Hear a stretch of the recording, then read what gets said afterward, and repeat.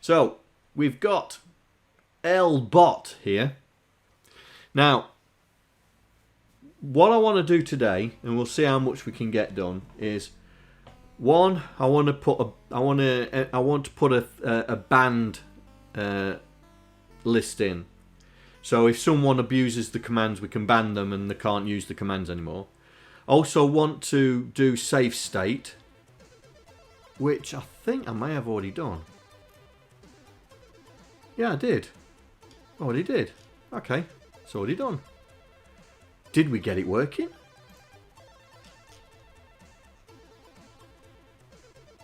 Oh yeah, so we did. Okay, forget that. It's such a long time.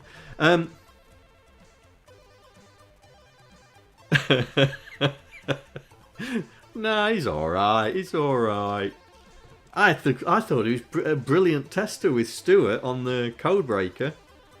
Thought he was really good. And the comments that came out of Wordly, which I have done. Wordly's now got the same logic as Codebreaker. Or Wordle, sorry. Wordle has the same comments as Codebreaker, same logic as Codebreaker now. So it eliminates the letters once you've picked them, so it doesn't reference them again. So that's now working. But what I want to do is I want to implement the ban list. I also, what else have I got written down?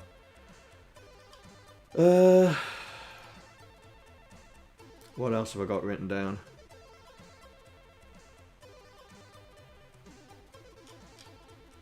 Oh, want to try and get Codebreaker visualized in the overlay. Yeah, so it means writing a bit of HTML and JavaScript to see if we can get it to do it, right? Because what I want to do, right? So here's OBS. So this is the layout, yeah. So I'll fire up the bot in a minute. But what I want to do is I want the overlay to overlap these two here, yeah. So when we start the game, it's like a dock comes out and overlays that, so you wouldn't see chat and you wouldn't see this, yeah. And then what it would do is, as people are guessing, they will get put in that overlay. So we'd have a list of their last guess, what their outcome was, you know, and it would constantly fresh every time someone has a guess, yeah, and try and do that. Also want to sort out the messaging service, because we've sorted out the messaging service for this, yeah. So when a message is finished, it rolls on to the next one, and when that message, it rolls on to the next one. But what I want is for the banner on the overlay that then returns back to the please subscribe, because I noticed on last stream it just stayed on the last message all the time. So we need to, when the last message is done, we need to make it so it goes back. So what we need to do is we need to make... Hello, buddy. You alright? You come to say hello? You come to say hello? Come here then. Come here. Say hello. You're up today, aren't you? Yeah. Hey? What are you looking up for? Hey? Go over there, look. Look, that's where you're looking there. There. Yeah? Up there. Up there. That's where you're looking. Up there. Not at me. Go on then. Go on there. Yeah, dog cam. Yeah. If you're staying there, I'll move dog cam. Yeah? Yeah? What? I know, mate. I know. Right. You should keep the Nico cam, and when playing the game...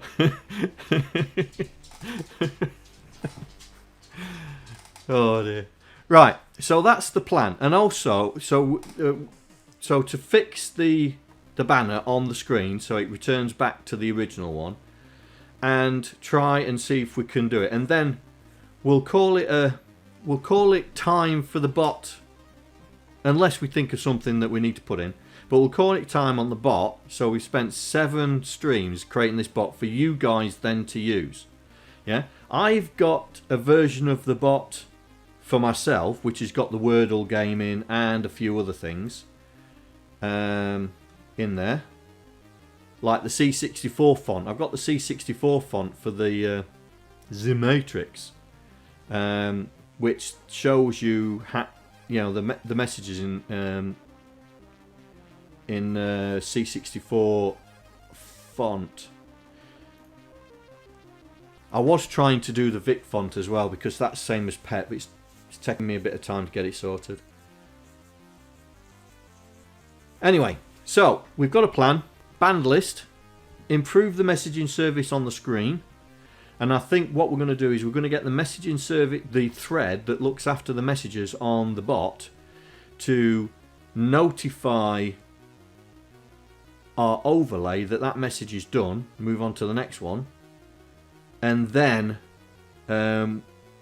do something similar to that. That's what I'm trying to do. So it's just a case of trying to so we're going to have some sort of two-way communication going on. So the bot can the thread that looks after the messaging service on the bot is then talking to our overlay to say, right, do this message, do that one, do this one, do that one. But for all those people that are not going to run it on a Raspberry Pi, we're going to make it so it can still work without the Pi. So we're going to do it. We're going to do it first, working without the Pi. Yeah. So we'll do that. We'll do that messaging service first. I think that might be the easiest one to do. So we've got, where is it? We've got here. This is it. This is where all the magic happens on the screen. So we need to modify that. And so what we need to do is we need to basically we need to do the same sort of thing as we did with the threader, yeah. But the difference between JavaScript and Python is you don't need to specify threads, yeah. So what we're going to do is we're going to replace this, yeah, and we're going to send it to a routine that's going to look after the queue, yeah. It's going to look after the queue and communicate to the messaging service itself. But it won't be the same way as we've done with Python where we have to create a thread. We can do it a lot quicker, yeah? So what we're going to do is, let's split this window. By the way, can you see the text all right, yeah? Or do we need to boost it?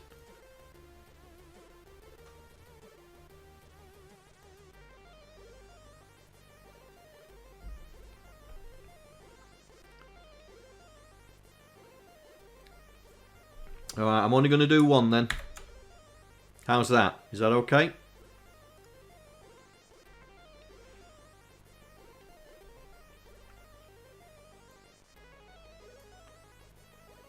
Okay, mate. Right, so what we're going to do is we're going to, instead of setting the scroller inner text straight away, which is what we're doing now, and that's why it keeps scrolling the last message all the time. It just never stops. It just carries on, and carries on. What we're going to do is we're going to rem that out for the moment, and we are going to we're going to go to a new function. So we're going to say scroll message.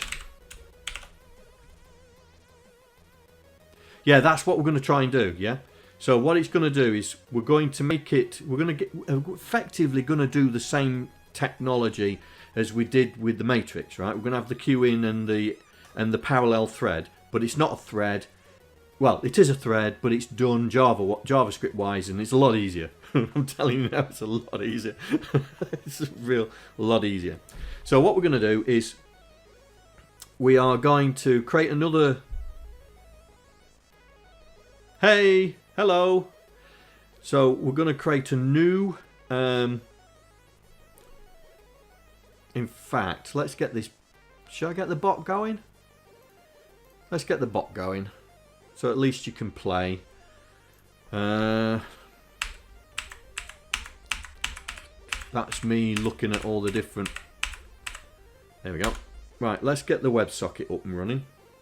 So we can get the overlay online. Right, refresh. There we go. And we'll get the bot going.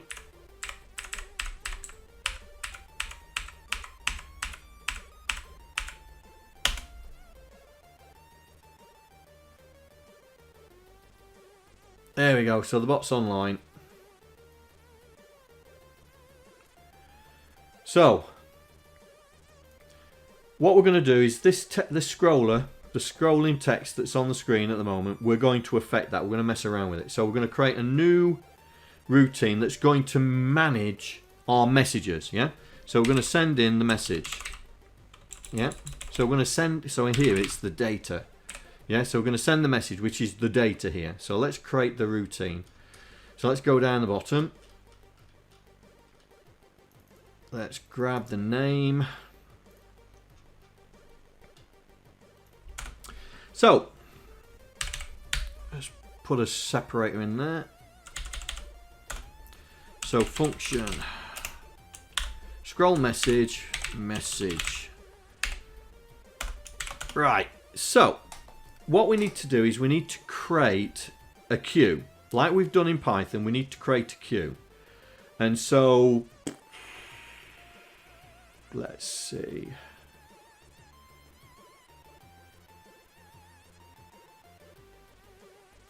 Yeah. So we need to create a queue. So first things first, let's initialize our queue. So we're going to call it message queue. And it's going to be an array. And we're going to have the same sort of thing as well. This dot message in progress. So that's our semaphore, yeah? So that's the semaphore that's going to look after the parallel processing, yeah? Oh, it's warmed up. Hang on, let me take this off. Oh. Really good this thing is. Really good. Mrs. OSK's idea. It's the cool Hi, John here. Cool thing. Another subscriber. Stay a while. Stay forever. Oh, what aborted?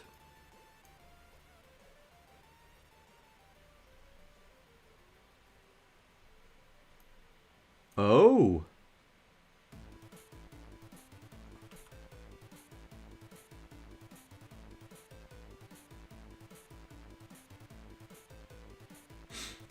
You're not going to believe this. The bot's been running all day. The Pi's been running all day. And it's crashed.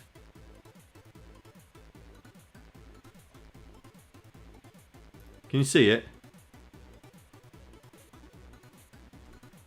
The Pi's been running all day and it's crashed.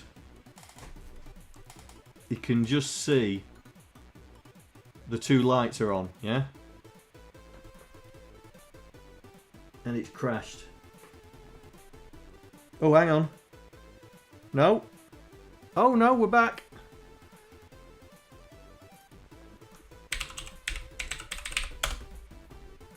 It recycled. Oh, we're back. We're back. But that was interesting there. Now, I've got the trace running on this.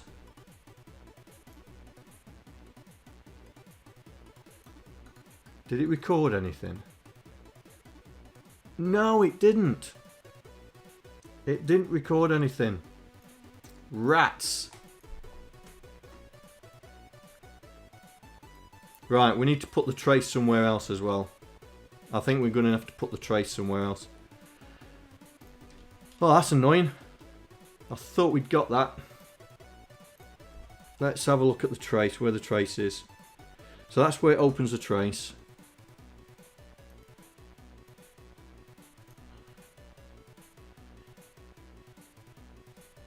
Here we go. This is where it handles the message. It should have printed out the entire message and it didn't.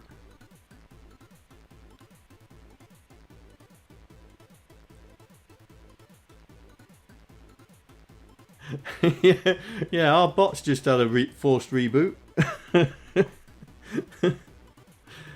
Oh, rats. I can't believe it didn't record that that subscription. Oh well, never mind. We'll get another go at it. Anyway, so yeah.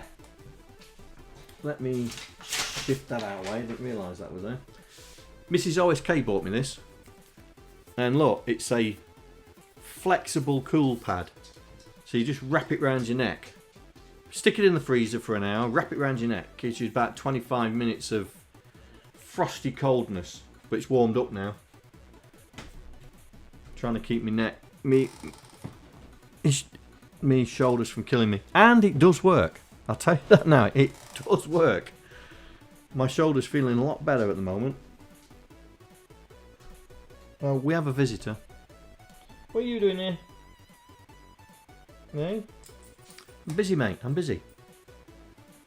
Right, so back to the scroller. So we're going to do the same thing. We're going to have a queue and a semaphore. Yeah? So first thing we do, if you remember in the previous one we did it, was we're going to push the message. So this dot message queue.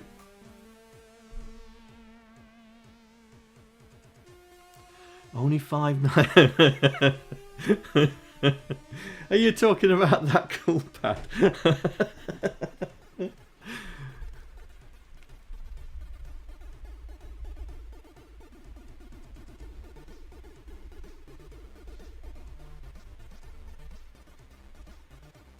We've not used any APIs. We are talking to the IRC server directly. So we're going to push our message onto the queue. Yeah. So that's going to push our message into the queue. And I have no idea what he's doing. Oi, leave that alone. Yes, I'm talking to you.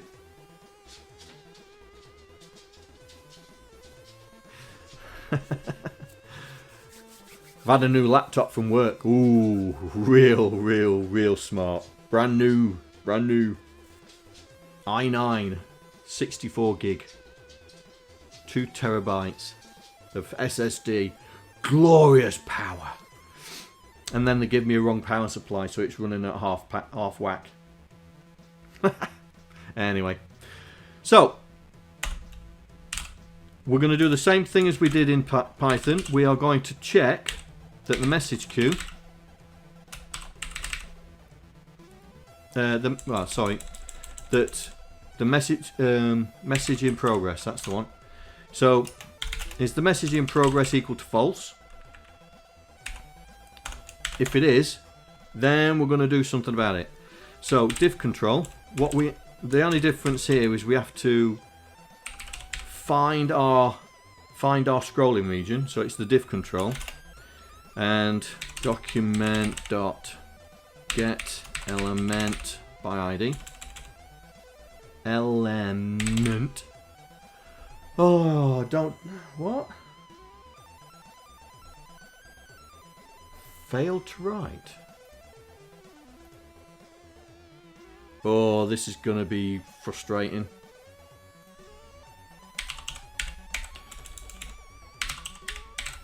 Maybe it needs the cull pack. Ha! Shouldn't do. It's been on all day and it's been...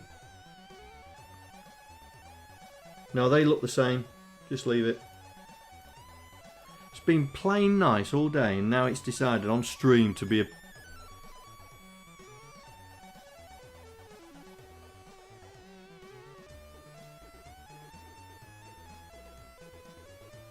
Okay.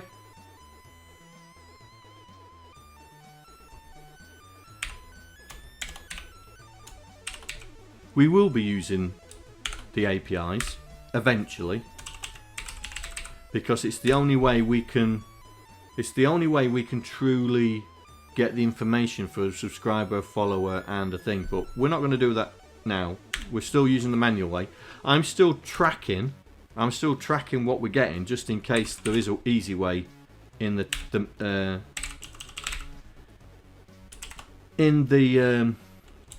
IRC text that we can scrape against. Right, so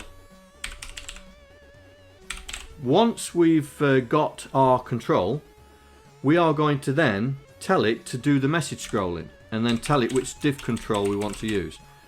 And the reason why I'm telling it what div control we want to use is, if you have another scrolling div control, yeah, you can run this function against that div control as well. So I think, Gary, you've got two scrollers, yeah? You've got one at the top and one at the bottom. So if you want both of them, you can then create two threads to independently run them, yeah? So what we're doing is we're sending the thread generator, yeah, or the parallel processor, the div control we want it to be used against. Alright? So our second function, this is where the cleverness comes in of JavaScript, yeah? So our second function is, it's going to be called an async function. Now, do you guys know what the difference between synchronous and asynchronous is? Or do you need me to try and explain that?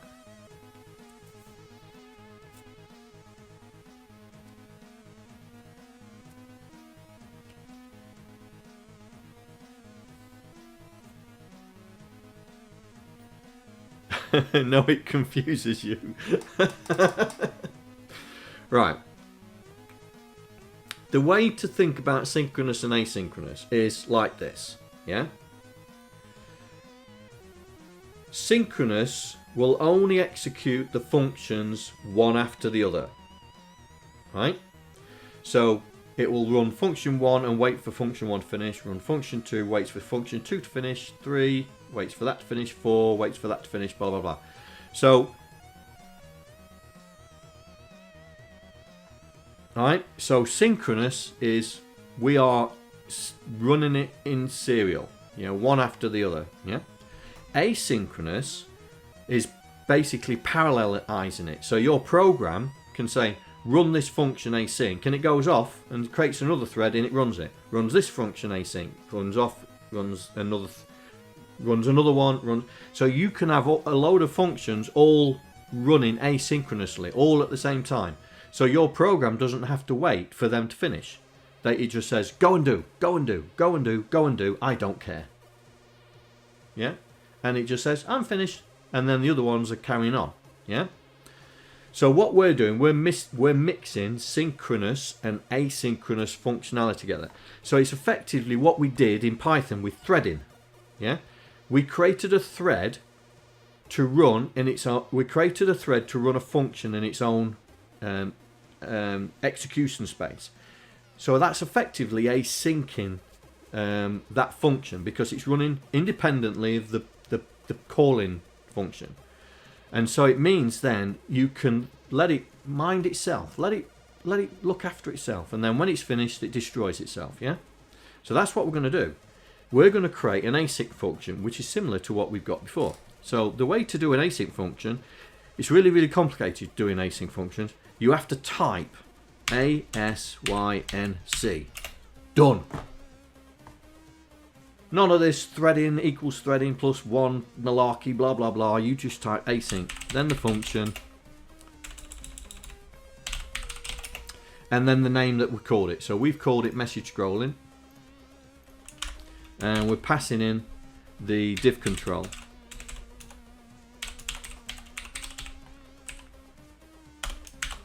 How about that? That's it. We've just created an asynchronous function that will be fired from a synchronous function. Anyway, so we're going to do a bit of debugging. So we're going to console log the div control to make sure that everything's okay. So we're going to dump into the console what the div control is, not what that says. And then we let's do a console log grab message from queue. You're back again? What are you back for? I know you've been downstairs. What's the matter? You've said hello. Hey? You've said hello. You sit there then. You sit there. If you stay there, I'll put Nico cam on you. Yeah? You're going to stay there? Yeah? You're going to put... No. Let me put Nico cam on for you. Let little guy see where you are. Yeah? Let's see. Can you see him? Oh, he's gone shy. Nico. Say hello. Look up. Look here. There we go. Say hello. Say hello. There we go. That's it. Up here. Yeah. Nico cam. Look. This one. Up here.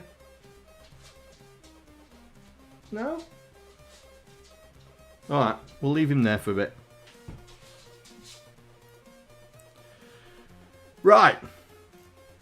So, we're going to load. So, we're going to grab the message. Have you finished now?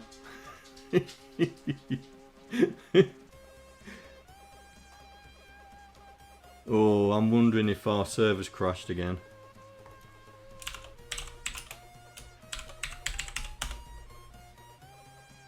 Yeah, I think our server's crashed again. I think it's crashed again.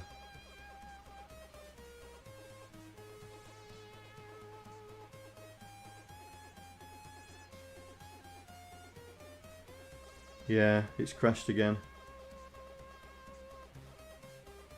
Oh, I'm going to have to put it in the Pi 4, aren't I?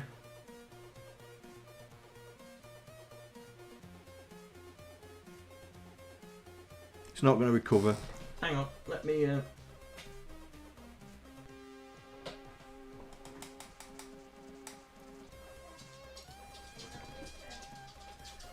He's back. He's back, look. Nico Cam's getting plenty of his money's worth here. While we wait for the Raspberry Pi to reboot.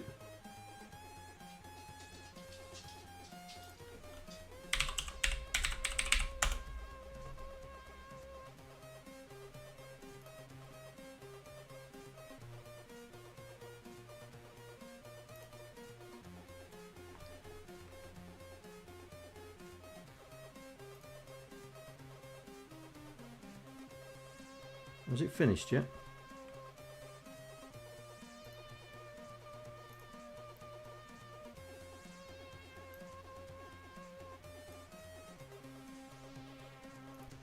You finished?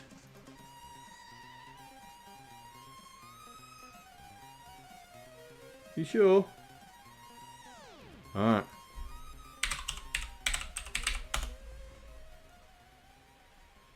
Right. Gonna have to restart the bot, I think.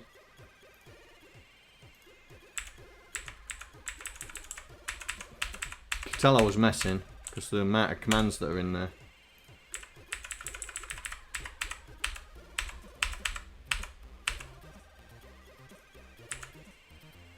Right, so we should be able to refresh. Yeah. And then we'll fire up the bot and it should do the latest, shouldn't it? Come on. There we go. Oh, and it's not talking to Twitch. There we go. Right, so back before we was rudely interrupted by a Raspberry Pi crashing. And that's a point It's not overclocked, is it?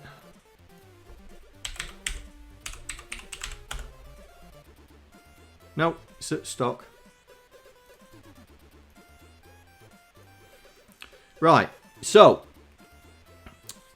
we need to now grab the message from our queue.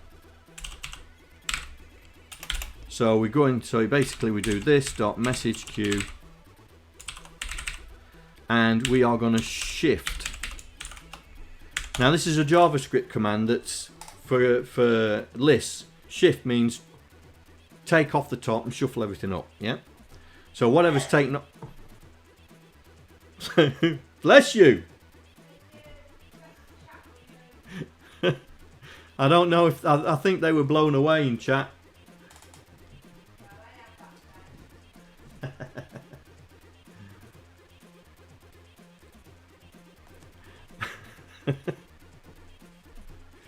Right. Hello, Grey Defender. So we're going to grab the message off the queue, and then we're going to send the message to our screen. So console. Let's do a bit of debugging here. Console log to make sure it's doing it. So send message to overlay.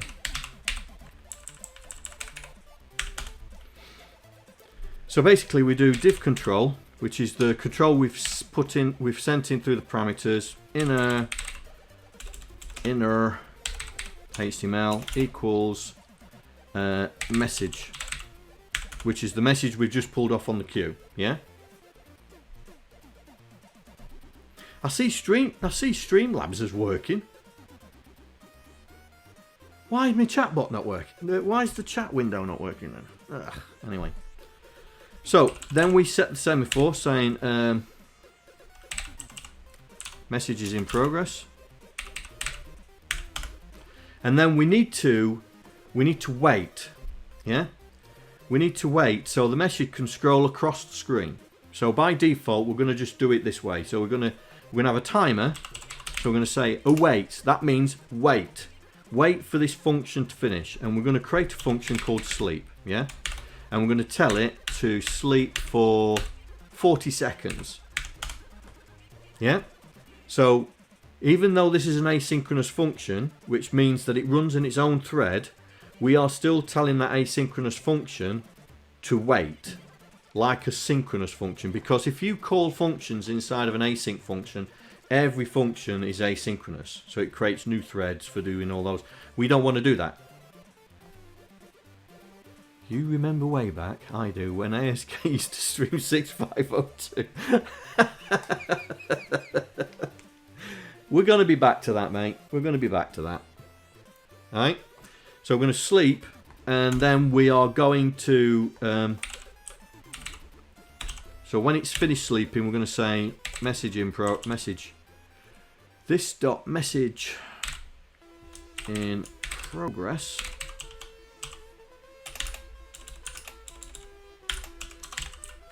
Oh, come on, John. There we go. So we're saying we've finished... Oh, it's done it again. Right, that's it. It's going into the Pi 4.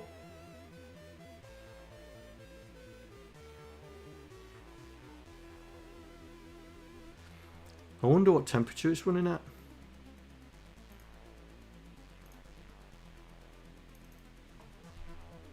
It's definitely crashed.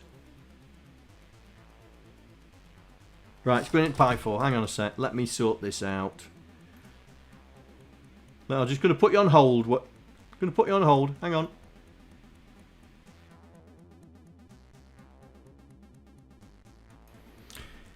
And we are back. So as you can see, the bot is now switched off because the fan stopped. So I'm going to switch that bit off.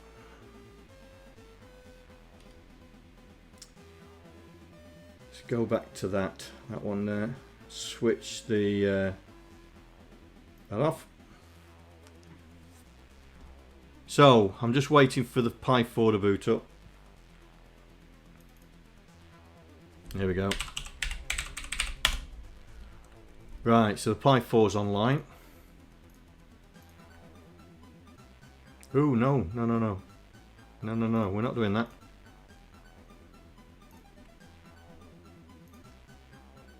Reload.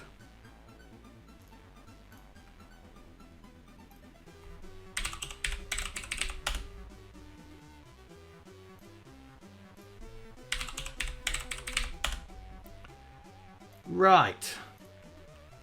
We are now in Pi 4 mode. The bot's been on all day. It's been literally on all day. I've been messing around with it.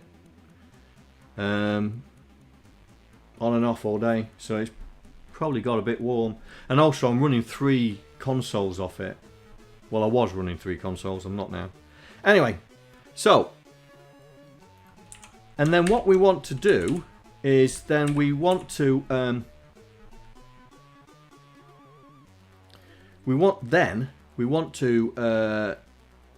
wrap the whole thing like we did before.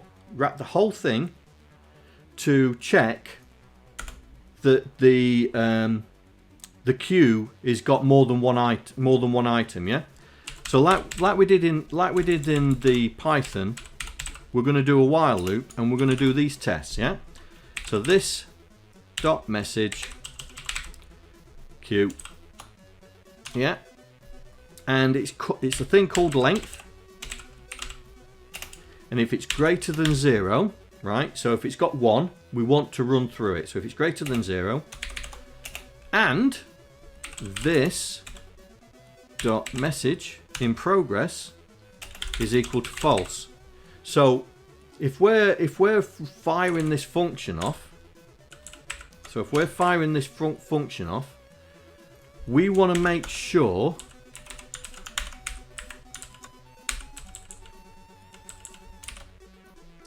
that if whatever the length is, if it's greater than 0, and we're not processing a message at the moment, to run through it, yeah. But if there's a message being processed, we don't want to run through it, yeah, because we've already added the message to the queue and we've already got a thread processing it. So so basically it'll just run through and kill itself like we do with the Python. So we only ever have 2 threads running, yeah. And then when it's finished, when this is all finished, we can re-establish our original text, yeah. So basically what will happen is it'll change for a fraction of a second. It will change it to our original text, and then if there's another in the queue, it'll replace it, but for a fraction of a second, and you don't see it. I couldn't see it. So what we need to do now is we need to write this sleep function, because there's no such thing as sleep, yeah, in JavaScript. So you have to create the function. So we're going to create a function called sleep. We're going to give it the time in milliseconds, and then we are going to do it. Now you've got to remember that this will be an asynchronous function. So we're going to say return a new promise. And a promise is a JavaScript way of saying I will come back to you. I promise I'm going to come back to you, yeah. And then we're going to tell it that resolve. Oh, I can't spell resolve. Right, is equal to. So we're going to tell it that we're going to set the timeout in JavaScript to go back to itself for our milliseconds. So basically what's that saying is it's going to, this is a new function that actually performs this and passes itself into it, and it will loop round until those milliseconds are done. Alright, so that's our sleep. So we should be able to fire this bot up now. Let's fire the bot up. And it should now processed the messages okay. Now, I'm just wondering, because the matrix is not plugged into the Pi 4, it should be alright. Should be alright. So let's refresh our overlay. There we go. And let's initialize the screen. There we go. Let's send a message. So message, blah, blah, blah. Ooh, did it do it? Oh, what have I forgot? What have I forgot?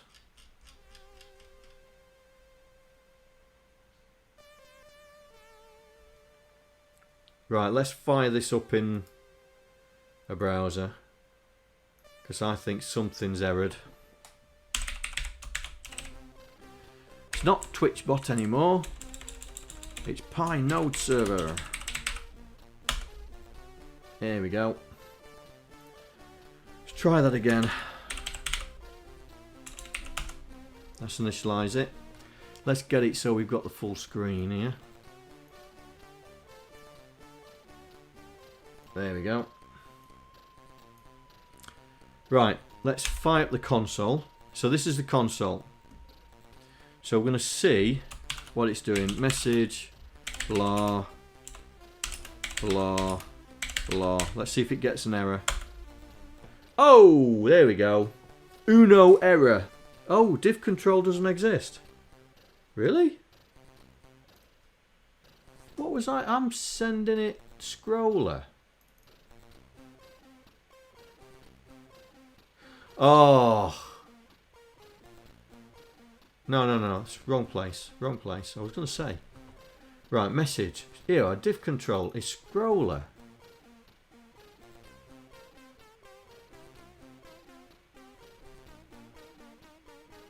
Right, okay.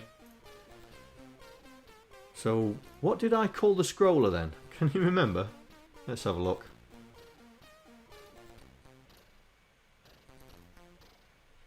There. Well, there it is.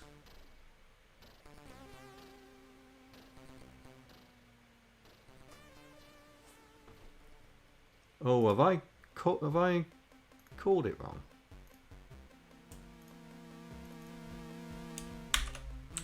No, that's right. So what's the error message?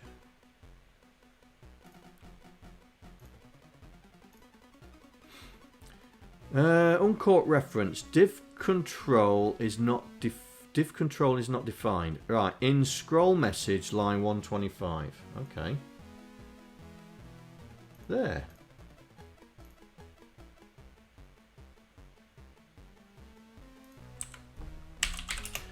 Let's do that. Let's do that. See if that fixes it. So let's do a refresh. Oh, what have you popped up for? Right, refresh. Let's do the message again. Ooh. Div control is not defined. Div control is not defined, eh?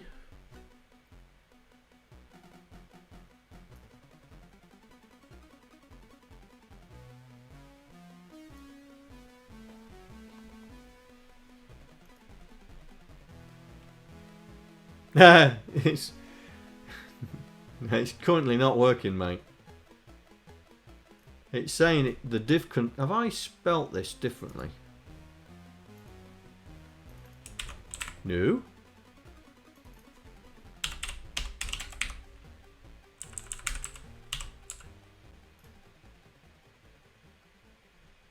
Get element by ID scroller. That's what it is.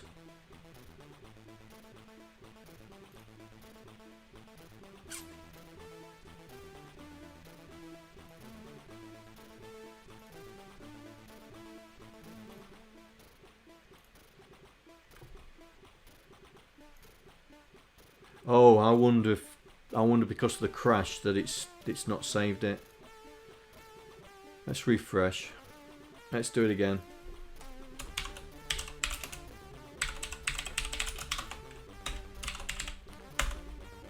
There we go.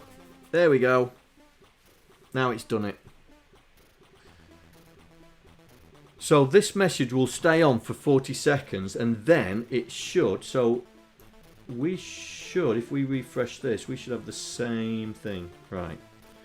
So let's do it again. So message.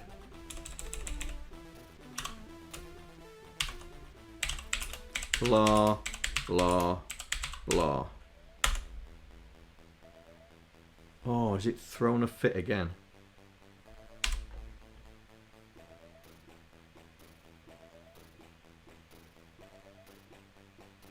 Error with... Are we on... No, I'm not on that one. I'm on this one. Oh yeah, it took it. It took it. And that one's done it now, hasn't it? Because now it's doing blah, blah, blah.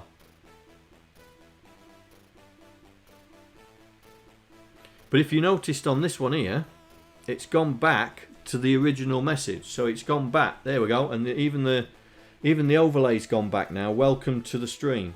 So it waits 40 seconds and then it refreshes back to the original banner. Yeah.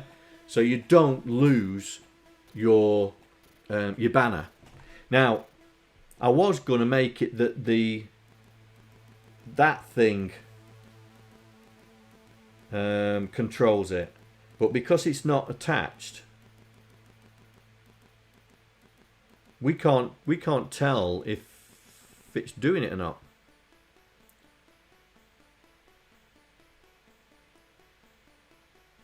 Can you make it so milliseconds increases depending on the number of letters in the message?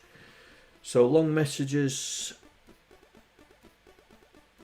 yeah, I mean you can do that. I mean, okay, so what would the minimum length be?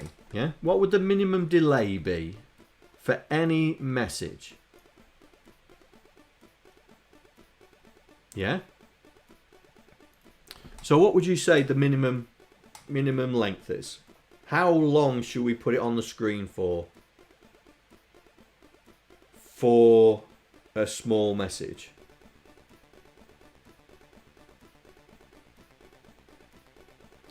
The time for one letter to scroll across the screen. Well, is someone timing that scroller to tell me how many seconds it takes to get across the screen?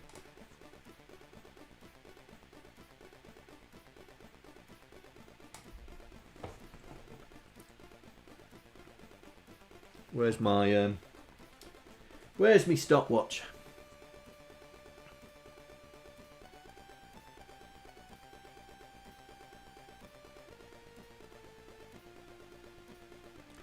Right. Here we go. So I've started the clock. We'll see how long it takes for welcome to cross the screen.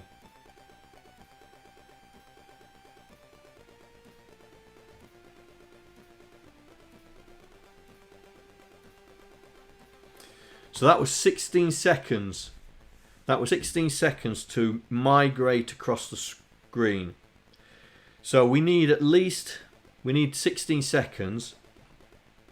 Yeah, you got 15. Well, I got 16. 15.8. If you can see that. Yeah, 15.8.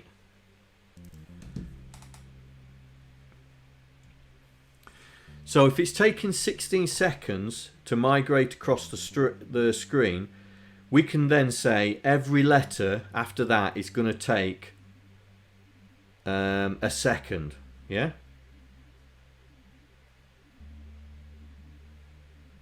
So let's see. Let's do a bit of counting. So it takes 16. So for every 1, 2, 3, 4, 5, 6, 7, 8, 9, 10, 11. Right, that's too fast.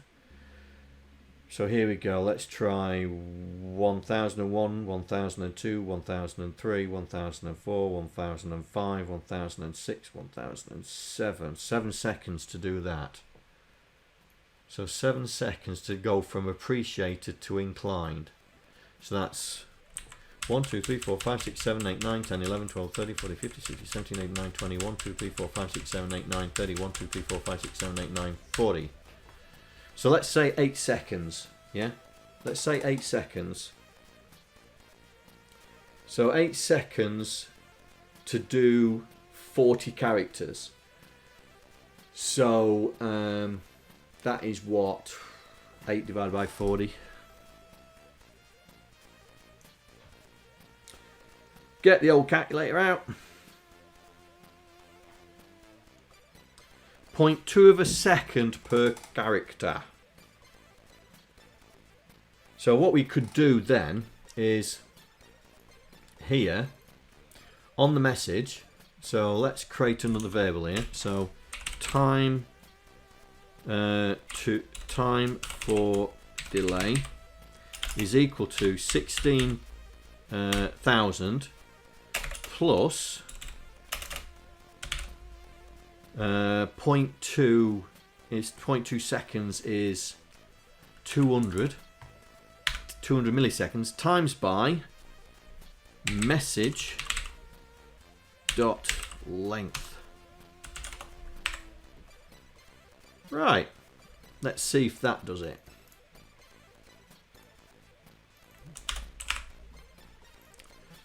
Let's see if that does it.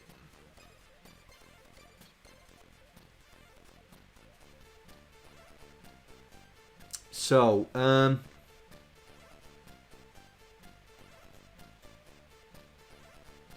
yeah.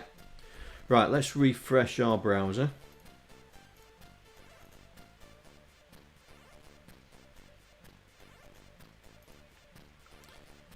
So it takes on the new index file. Right, let's send it a message. So, message. Someone beats me to it. Someone beats me to it. Right, that should scroll around pretty quick, but it's not going to. That's the problem with this marquee. It takes the default text that we started out with as the length, and then it works out the scrolling across based on that.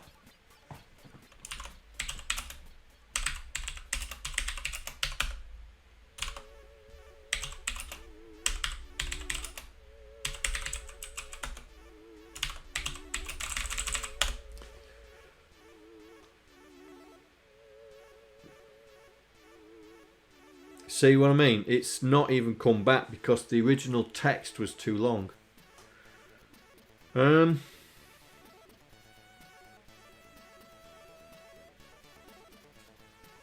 How are we going to sort that out?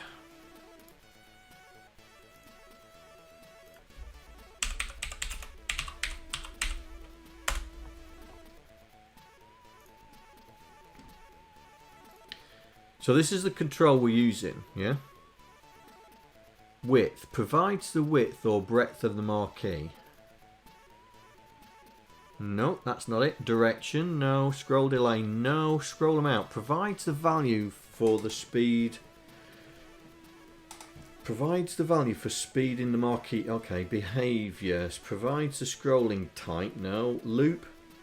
Provides how many times the marquee will loop. Oh, there's no...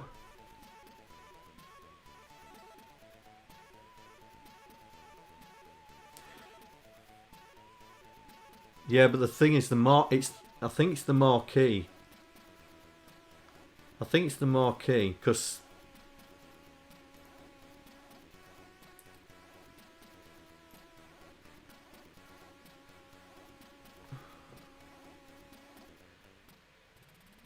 Right, let's get rid of direction. There we go. So if we have big long line, tell it to run. And then get rid of it.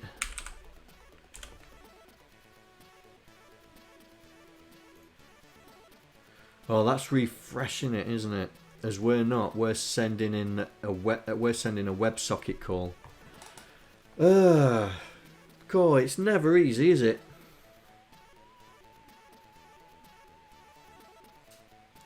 Well, that's what I was just thinking about. JavaScript scroller.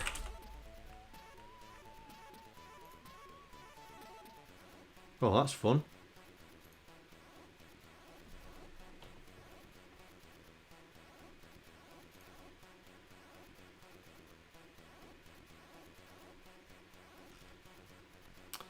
Nope.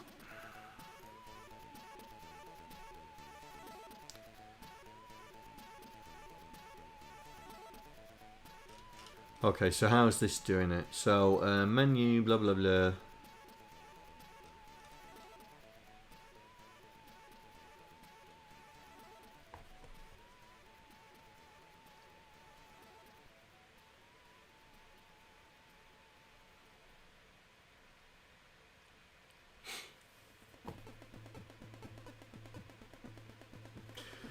Oh, it looks too complicated for a stream.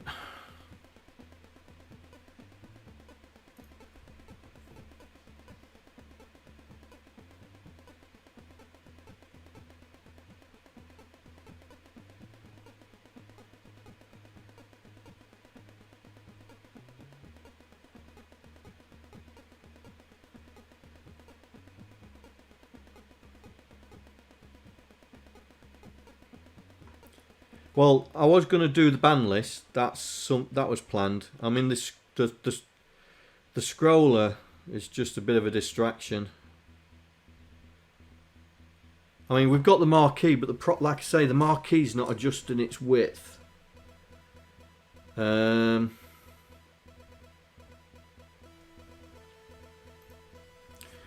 the text is long, it's not adjusting its width.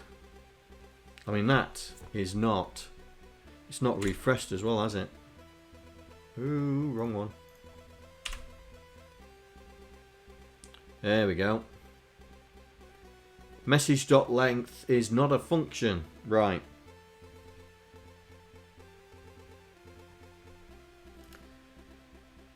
So I wonder if it's the good old-fashioned way.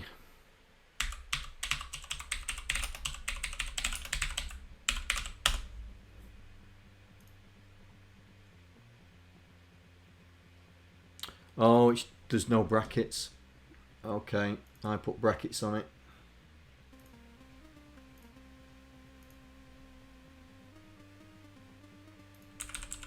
There we go. Right, let's try that again.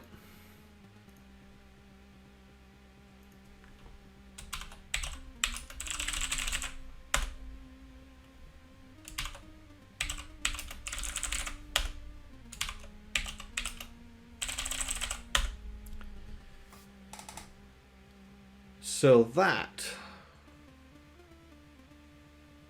that's gone off the screen. Does it change? But it will still be the length of the original message. That's the problem. That's the problem. And it's gone back, but it has... Oh, I've done it again.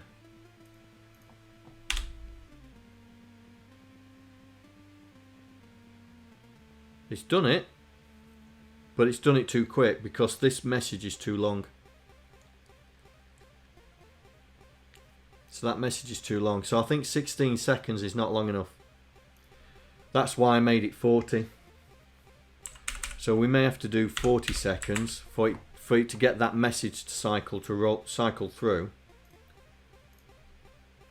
So here we go. Let's give it some significant text.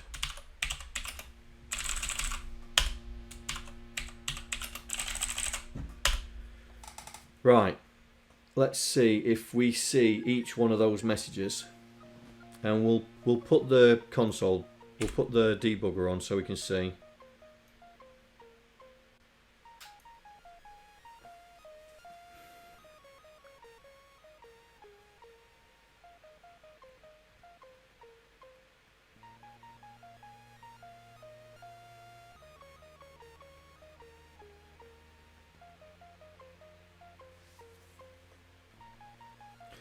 But we may have to. There you go. It's just too long. The message is too long. It's not actually doing it. But to be honest, let me just do that again. That's index 18, index 20. Let's just make sure. I mean, it's not sent it to here. Index 18, index 20. think that's the message. Yes, it is. We don't need to do that.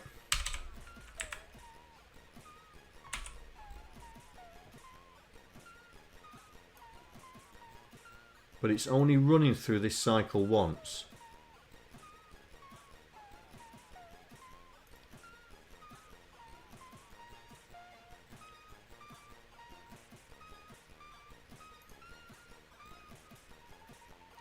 It's only running through that cycle once.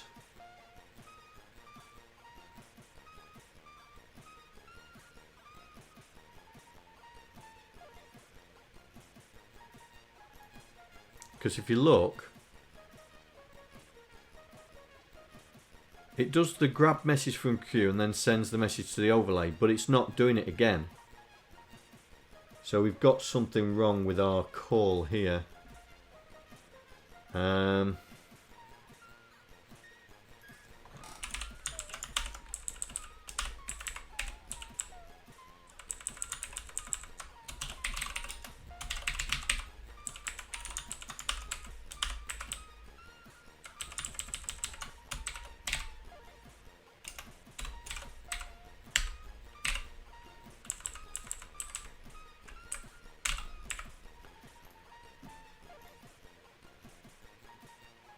So this should go through.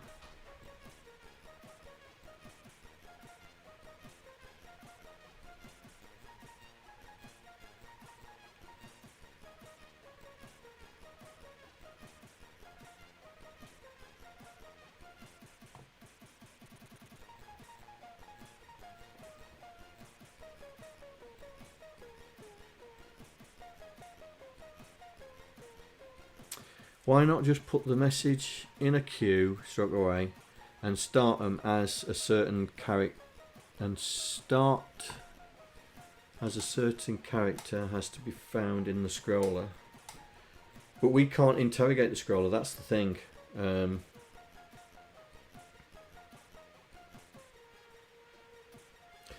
just wondering if it's this.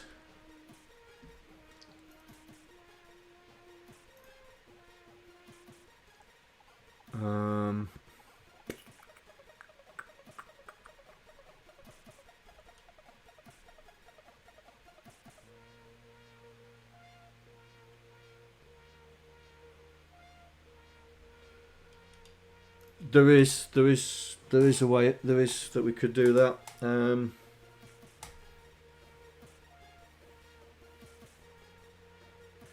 Use the second marquee. Yeah, we could alternate.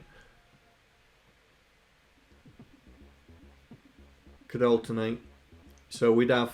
It's not a bad shout, mate. It's not a bad shout.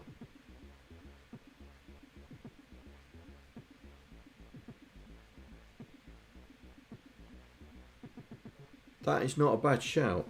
Let's do that. So let's grab that. Right, so that's our marquee, and then we're going to put another one here. Right, but this one, come on. Oh, what are you doing, John? Get a grip.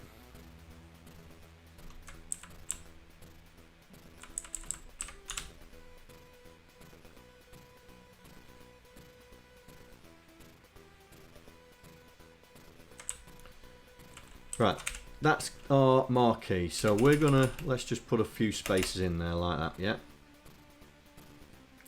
So we'll call this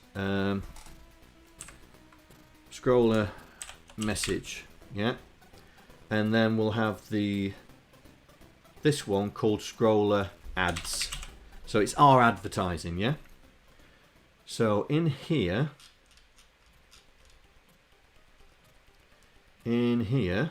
so it's not scroller, it's scroller ads. Scroller ads.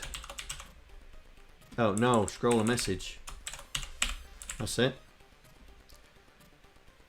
So scroller message. So what we can do here is we grab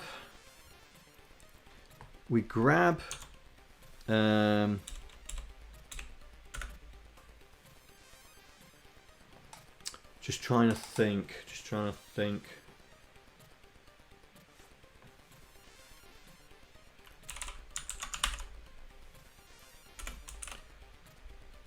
So this bot, we'll call this bot scroller. And this is ours, yeah? The bot scroller. So what we can do is we can say bot scroller dot class list dot add invisible. So that effectively turns our scroller off, yeah? That effectively turns our scroller off. So we need to put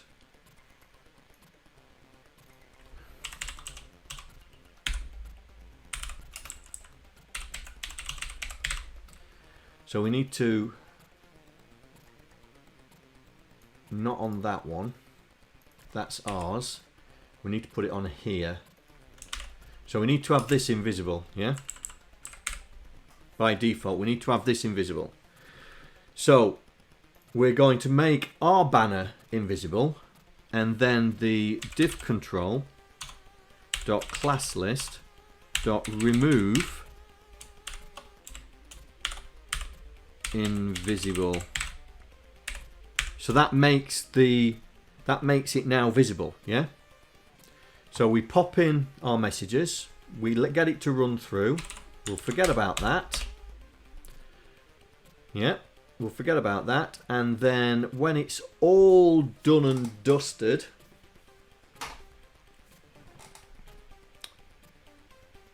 in fact, we'll put that in there. That's it. So when it's all done and dusted, we swap it over.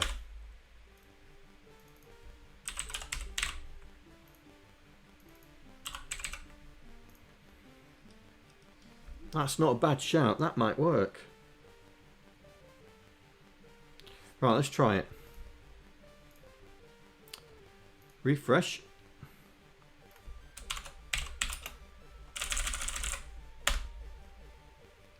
So that's starting the delay.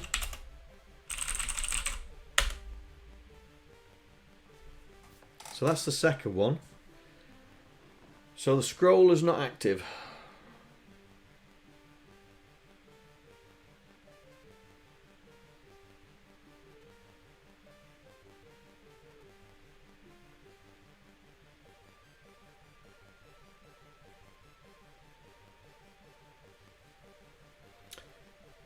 Now, why is it not scrolling? And why is the delay? Oh, we've got 40 seconds, haven't we? Hang on. Oh, it's a long time waiting. So the delay ended, but then it didn't do the next. It didn't do the next message. Is this right? Hang on. Oi, John, pay attention to chat. Why?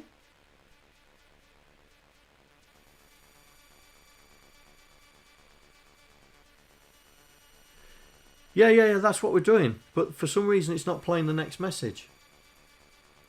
Yeah.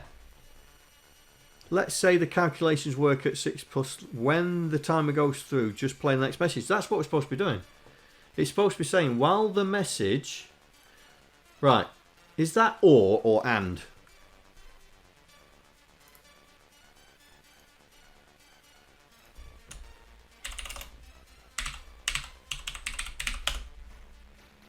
Yeah, that's and. So if the message queue is greater than 0 and it's false...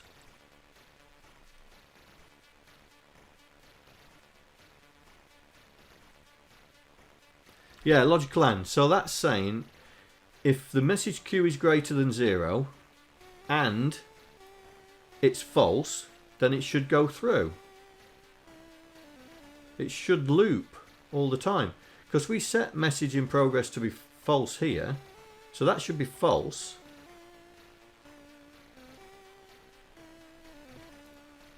Let's put a console log here. I'm a bit confused why it's not doing it.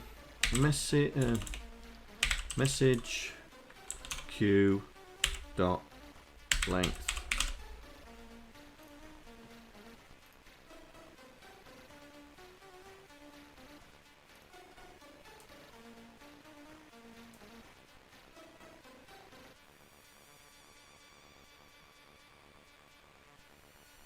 Right, let's try that again. Let's see what it's going to say. That's how many's in the queue.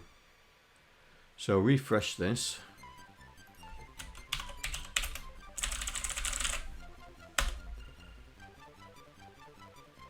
So that's set that. Then we set that. Right, so we should have 3 in the queue. So when it's finished the delay, it should come back saying there's 2 in the queue, because it's already done 1.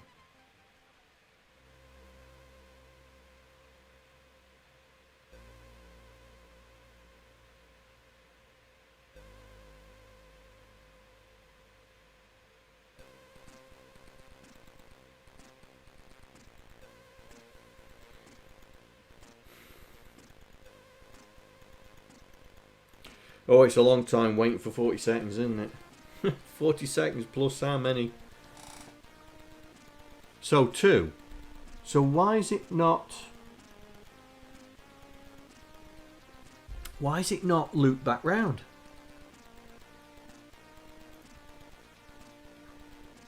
Why is that not looped back round? Basically, it's come through and stopped.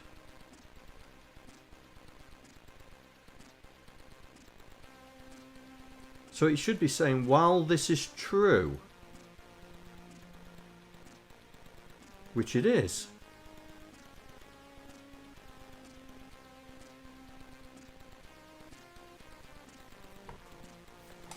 Why is that not looping back round?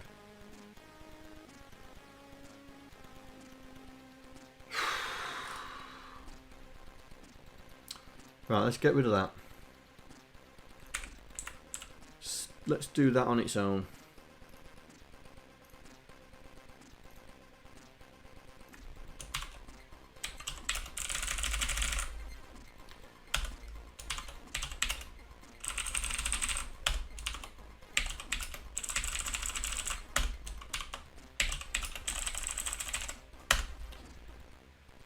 Take down the 40. I'm going to do that next time, mate, to be honest.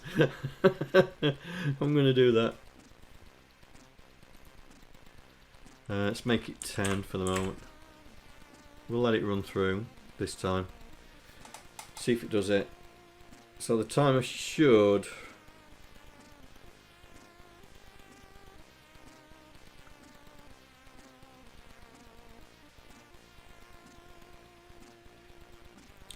Come on.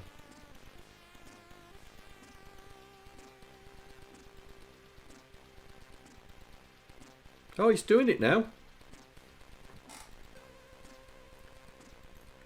It's doing it now. Okay, let's refresh.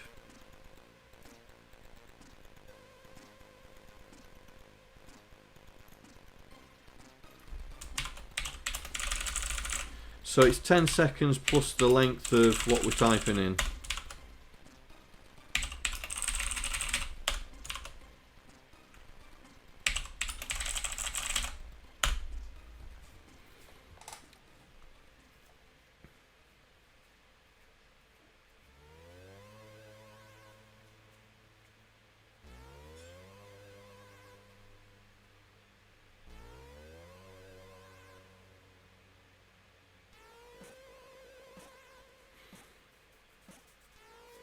Right, so it's doing it now.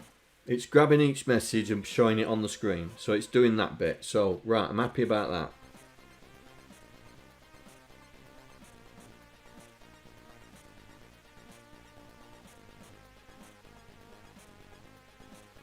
So now this one should be the last one. It should go back.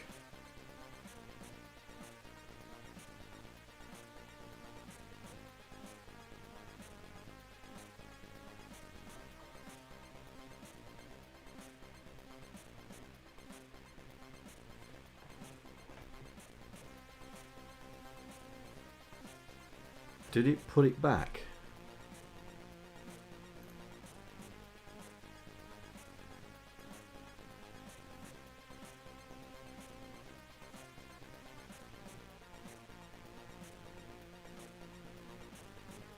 Right, so the scroller message is finished, but our scroller is no longer working. Interesting.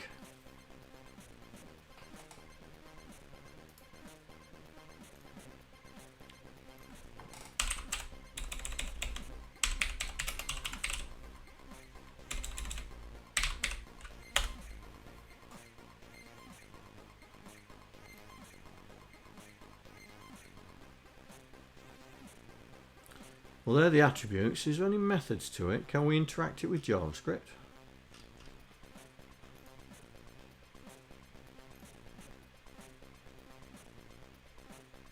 Events. The marquee element. Events. Okay. Start. Start. Oh, okay.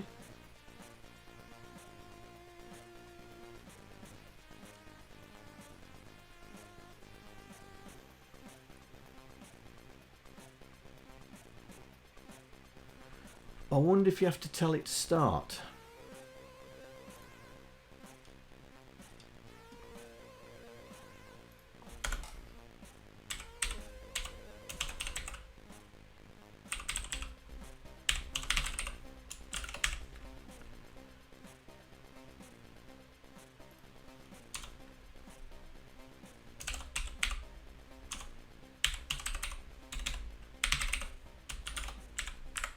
I wonder if you have to tell it to start. Okay, let's try.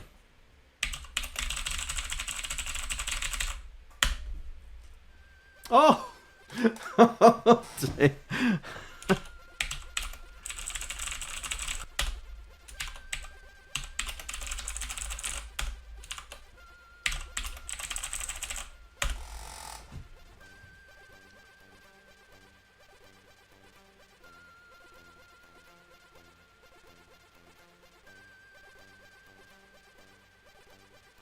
Is that the second one? Yeah, it is. That's the second one.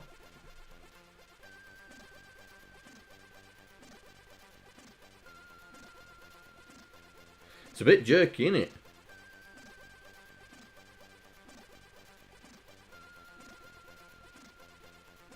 Now it's doing the numbers.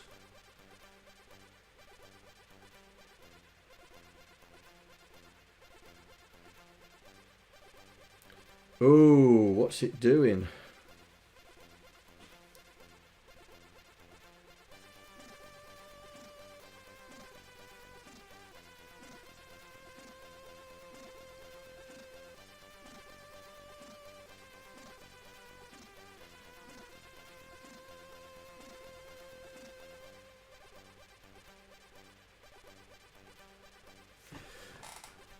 Okay,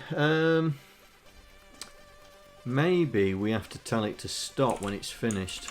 So let's try that. Get it to sleep, then we'll stop it. And then it restarts it, reconfigures it, and then we start it again. Right, let's try that. See if that solves it.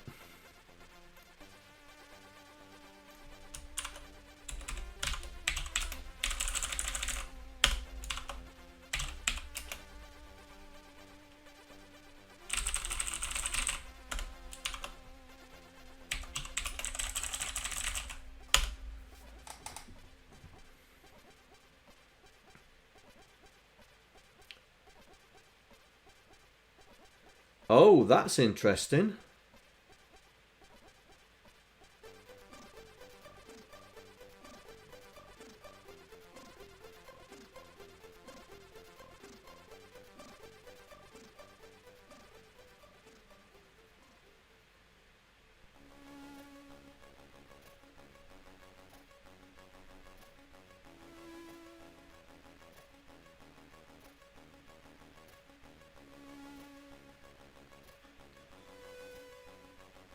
Oh, there you go.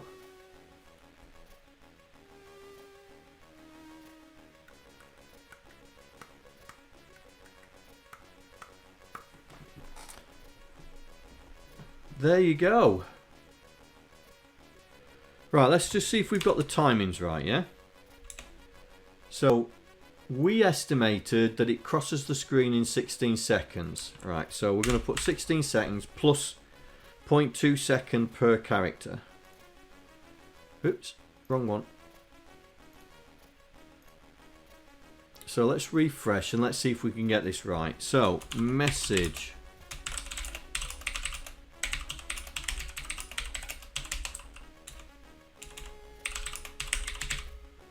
Stick that on.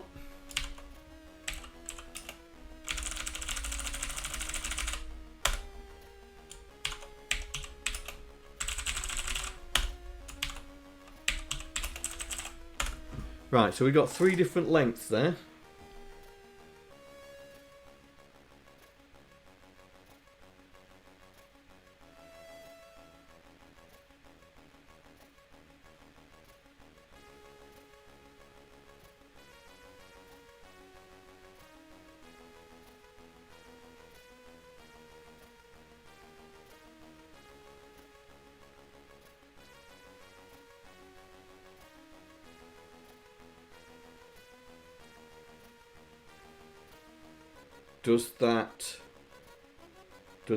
Ooh, we're just a bit out.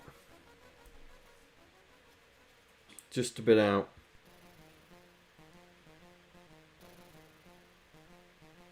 Yeah, not quite long enough.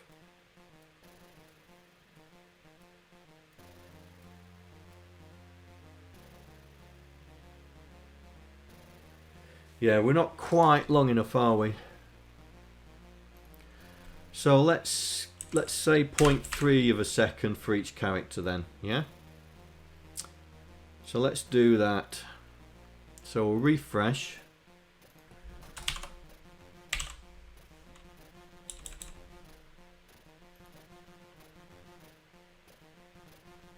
So we'll put, so we've got the welcome message going at the moment. So we'll put that in. Right, does that make it to the end?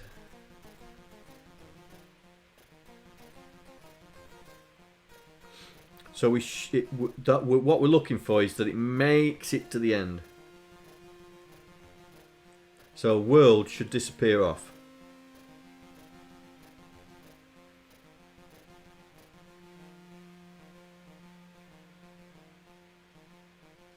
See, that's too much now. And also we need to stop the bot, don't we?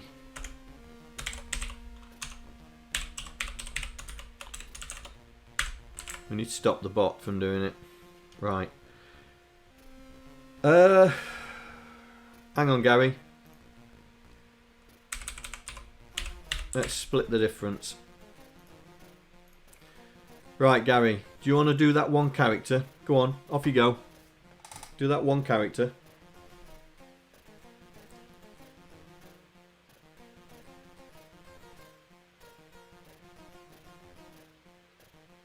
Right, let's see. Do we get...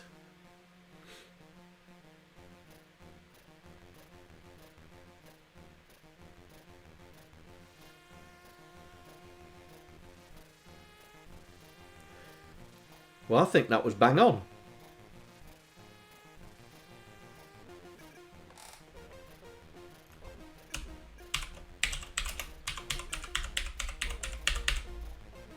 Right, let's try another one.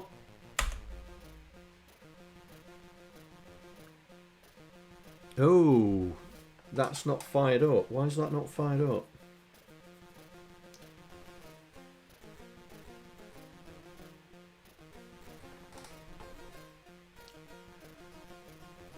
Why is that not fired up? Where's the console? There.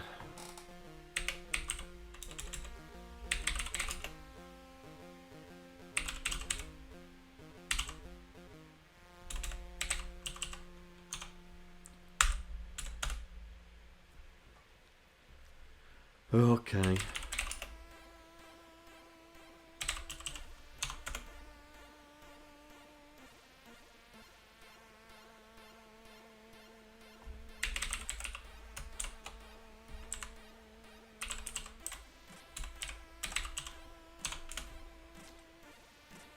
I don't want to print that. Oh, right, okay. Oh, what am I doing?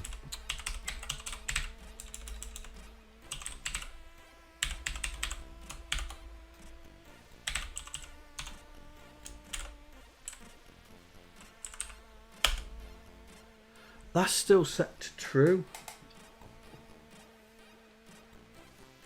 That's still set to true.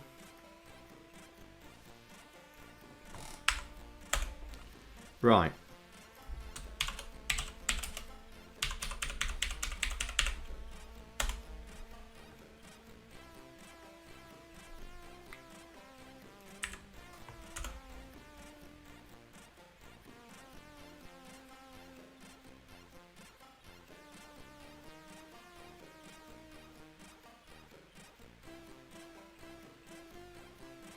I think that's bang on, right? But the message in progress is still set to true. That's why it wasn't looping through. Why? When I've set it there. Oh, that's because I've typed it wrong.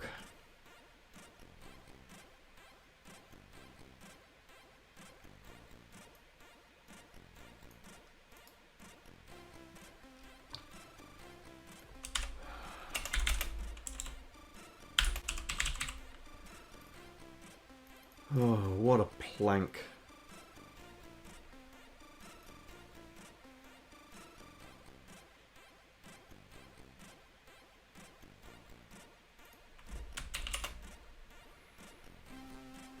That's because I typed it wrong. Ugh. Ugh. Let's try this again. Right, let's do Gary's message because he missed it. Right, there we go.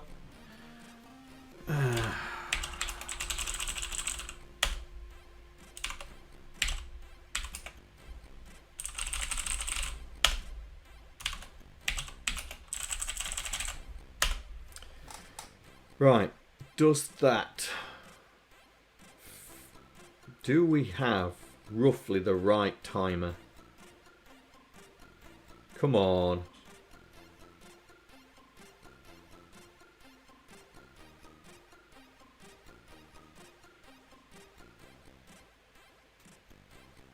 Yeah, I think we do.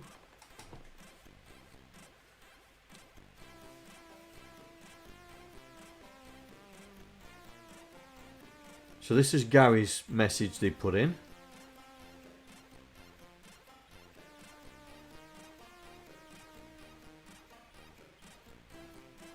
Oh, it's as close as darned it.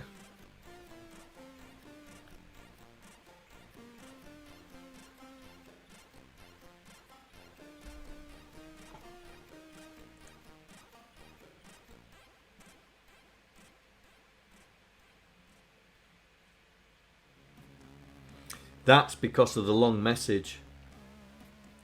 That's because of the long message the previous time.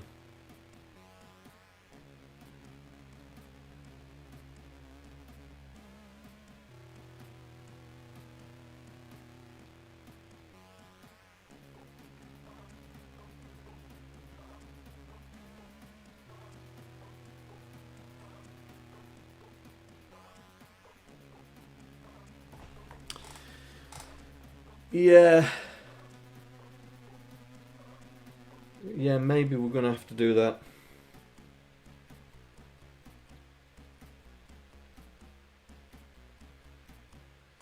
Doesn't look like it resizes itself unless we force it. I suppose we could force it.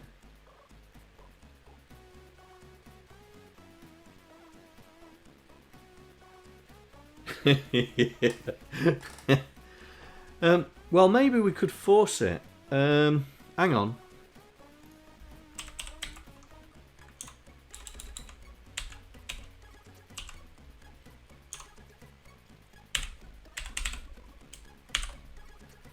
Scroller.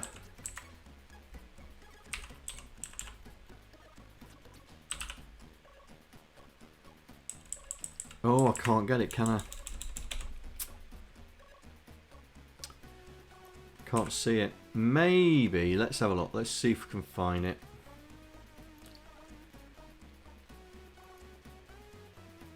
It doesn't have an inherent X on it. Maybe we could force it. So when it's done it, we could say dot width equals 0. So we set it back to 0, and then when we fill it full of text again, it expands out. Let's try that. So we'll do Gary's message again.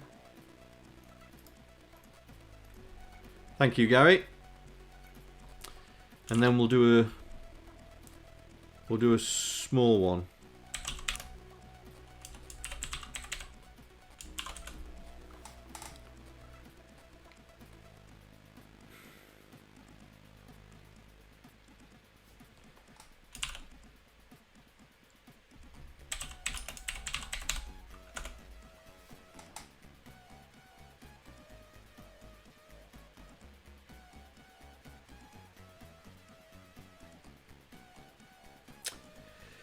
Yeah, we set the width to 0, but it set the actual control to be 0, so we can't see it now. So that's no good.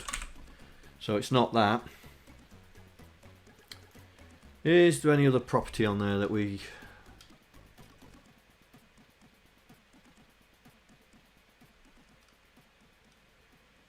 Sets the vertical width. Sets the width in pixels or provide a value. Right, we're not going to do that.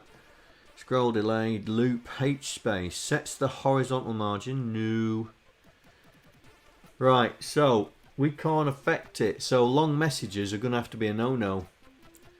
So we're going to have to limit the length of messages.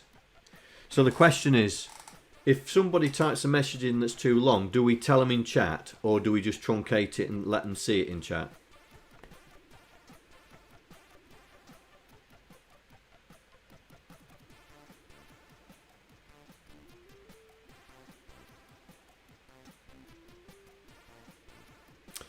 Tell them in chat. Okay.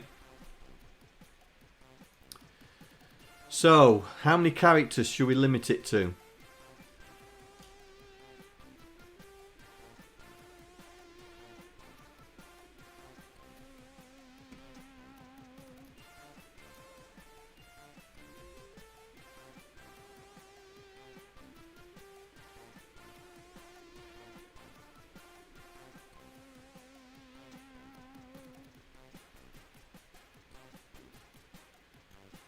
Fourteen and a half.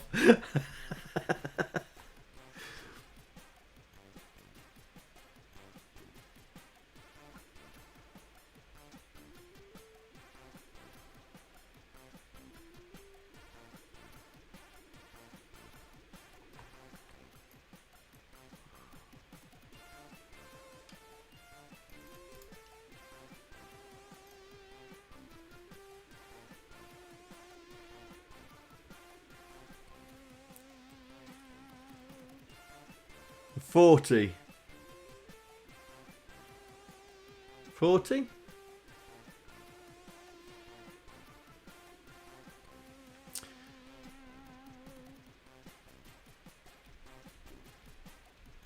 Right, we'll make it 40.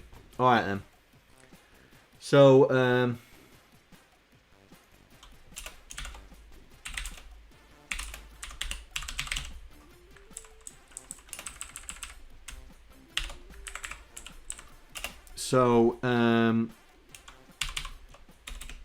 that's or, isn't it?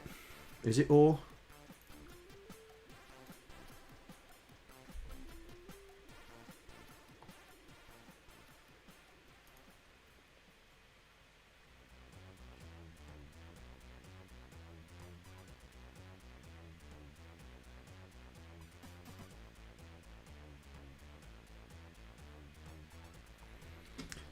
Logical or.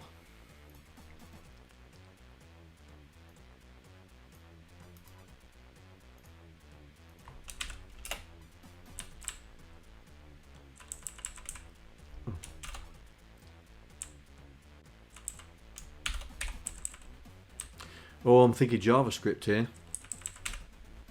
We're in Python now.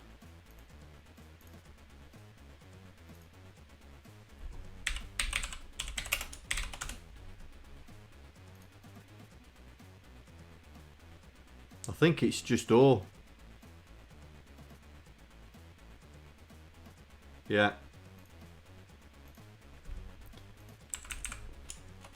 I think it's just or, like that. Oh, no. So if the length... Yeah. So the length is less than... If the length of the message is less than 1 or greater than 40, then we'll send it back. Right, so we'll stop the bot. Restart it. And we're okay there. So we'll restart that. We'll restart the overlay. And we'll do init.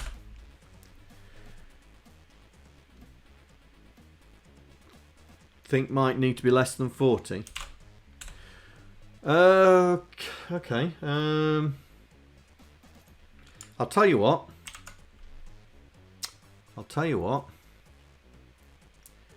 We will make it a config.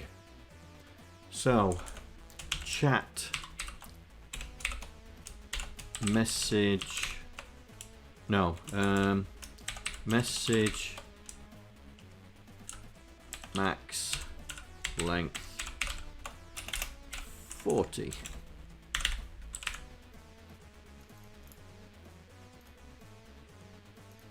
So we'll do that. So then all you have to do is then you can set when you use the bot, you can set your own maximum length just by changing the config. Hang on a second, Gary. Right, the bot is running. So refresh that. Right, hit me with your message.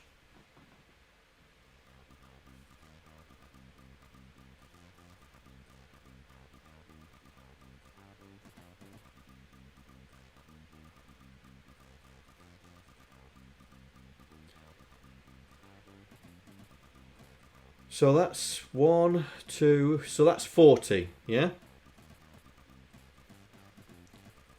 Gary sent a message that was 40.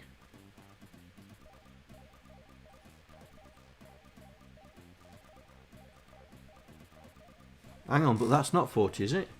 1, 2, 3, 4. That's 50.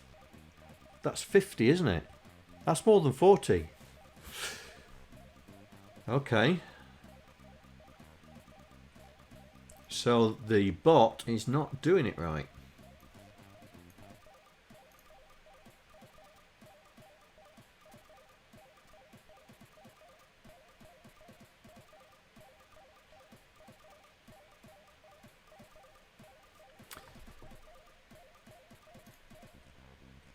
Oh, hang on.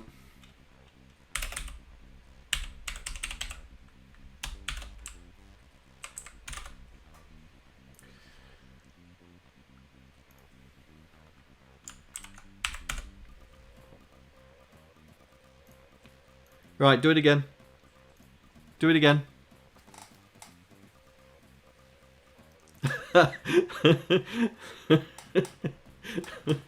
Do it again. Do your worst. Let's see if it does it. There we go.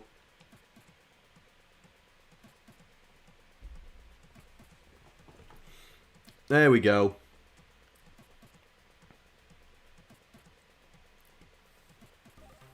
So it's not going to allow you to, and I've just noticed something.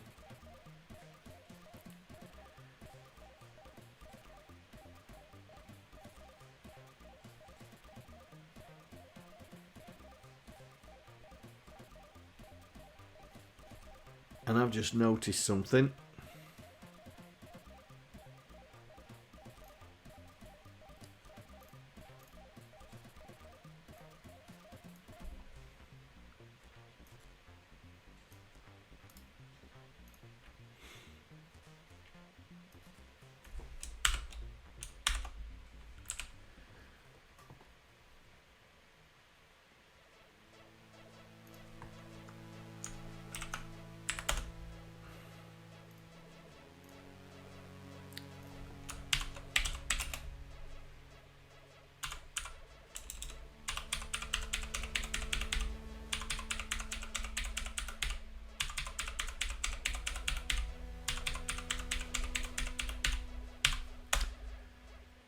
Yep, that works.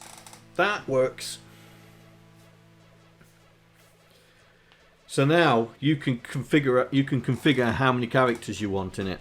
All right. So that's now sorted out the messaging part on the overlay. Right. So I'm going to refresh the overlay here and initialize it. So now we need to implement the banned list. So people can't abuse the bot. Abuse the bot.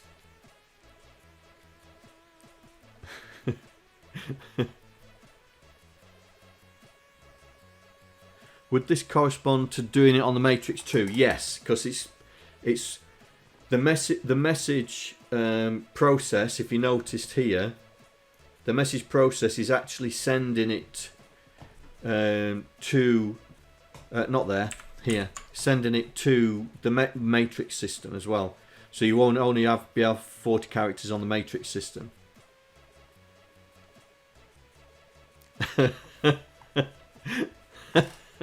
Yes, it does. It will stop them flooding the bot. Yeah.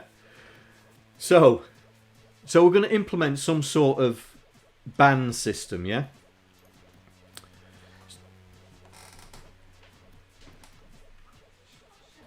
Oh, is it the dishwasher?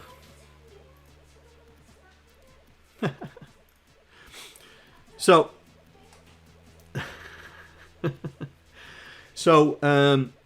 we're gonna create. It's been quiet.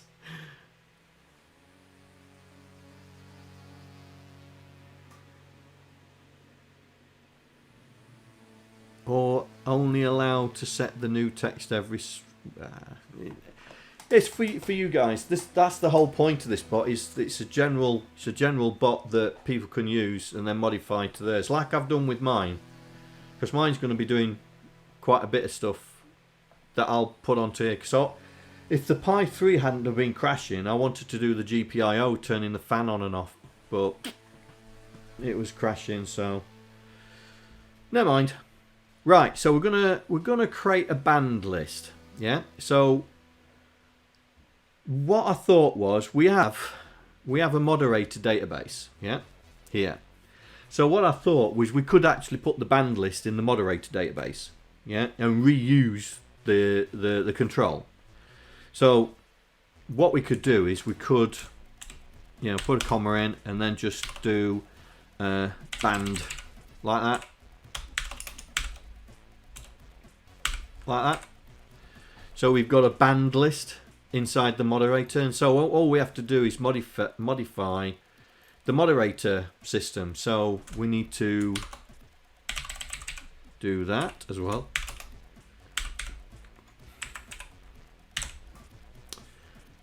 And so we just then modify the moderator class to allow us to talk to. And basically it's the same as this. So if we do this, right, up to there, in fact, if we do all the way up to there, copy that, paste it in there, we can then say add banned,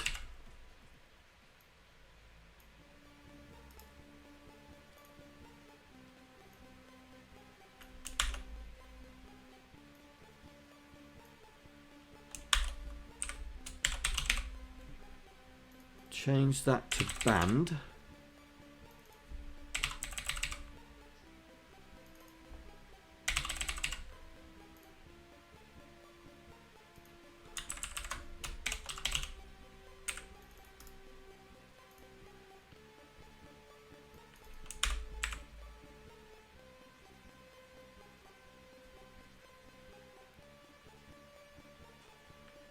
So, mod user, band user, band user.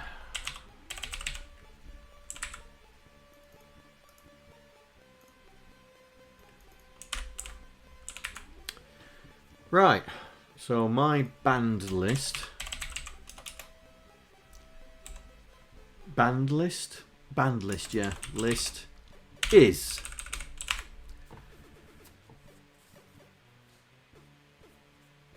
So that's going to produce a list of band people.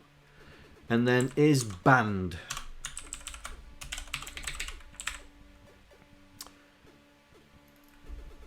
Band. That should be in it in a nutshell. So now we've got a way to add and remove someone who's been banned. So now we need to implement it into our bot to make sure that if someone's banned, they can't use the bot. And so where would we put this? Where would we do this?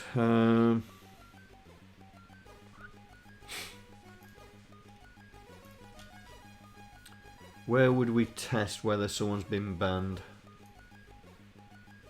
Not at connect. Not at hand. Oh, no. Oh, yeah. Oh.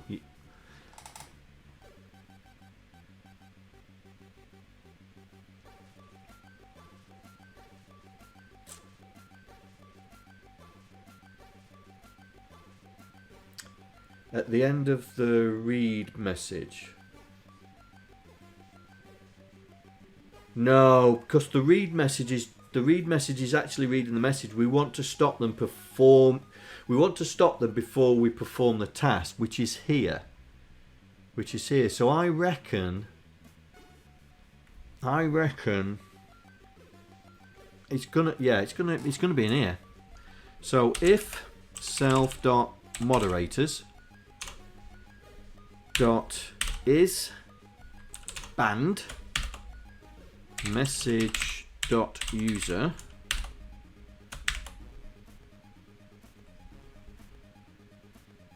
yeah, think no, it's false because we want it to be performed, don't we?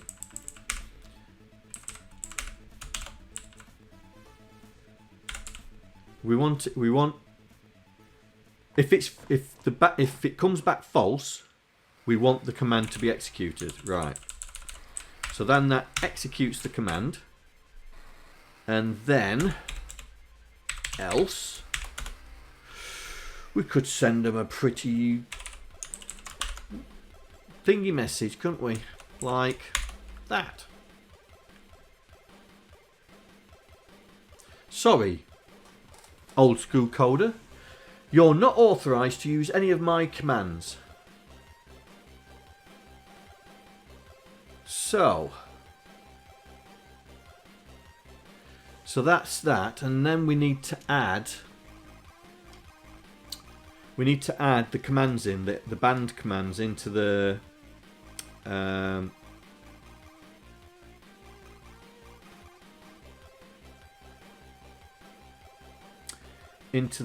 command list. Alright, so we'll copy these two. In fact, we'll put them together. So add band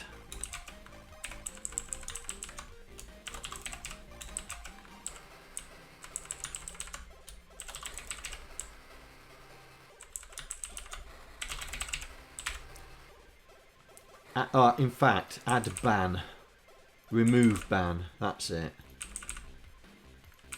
Sounds better. So let's create another window here. So we're looking for add mod and remove mod because we just need to copy those. So let's just get rid of that. Let's move that over a bit.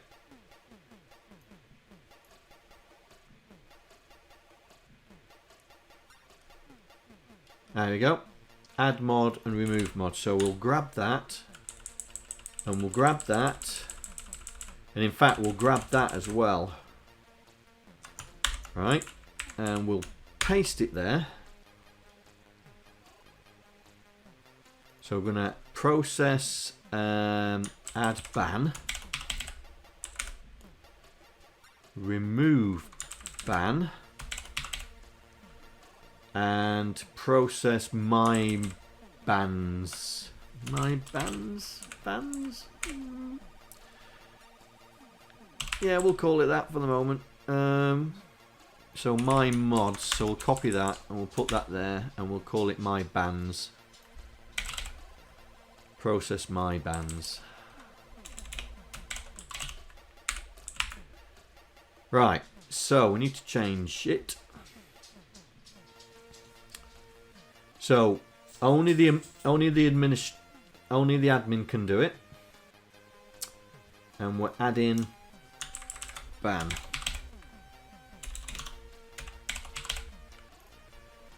No arguments found, blah blah blah. You are not authorized to use this command. That's fine. Remove ban.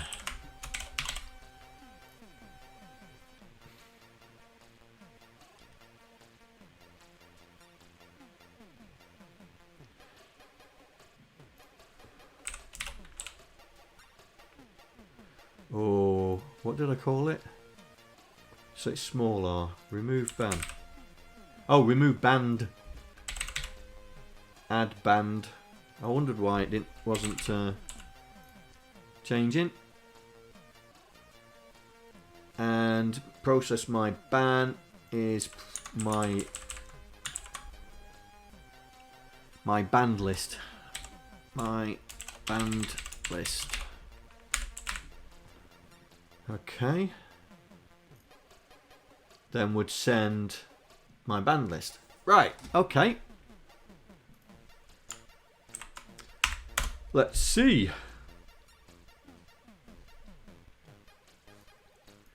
Right, who we're going to ban? Who shall we ban?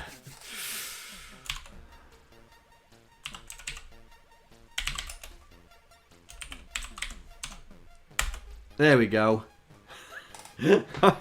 Okay, I will.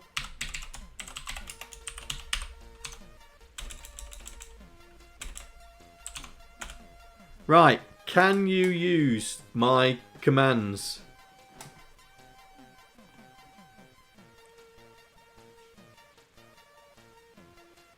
Can you? Oh, Gary, it worked. Excellent. That's not going to work because you've got a capital M in it.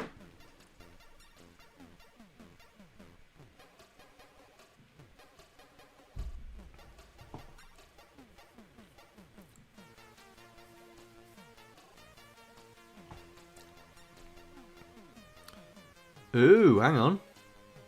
That's interesting. Let's have a look at the database. Let's see if you're in there. Gary's in there, but not Stuart. Oh, that's because I put a capital B. Now try it.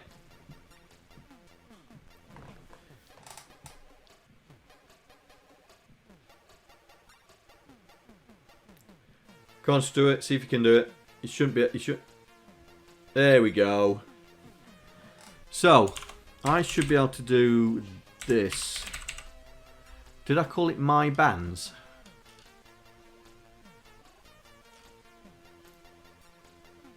My bands.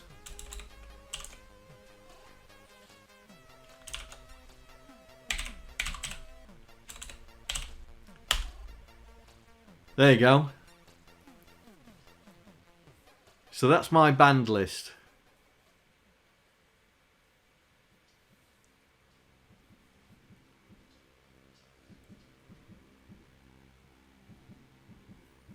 It keeps saying you're banned from any chat.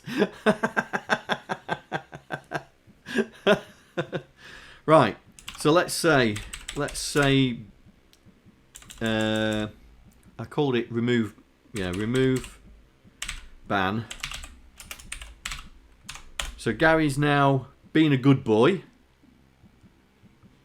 So he should be able to... What needs altering?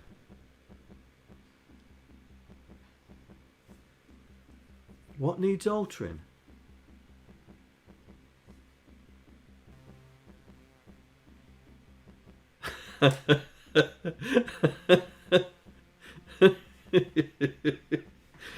Oh dear. Okay, let's see if you could see if you I'll let you test that, mate. See if you can do it. So I'm going to remove you from the ban list.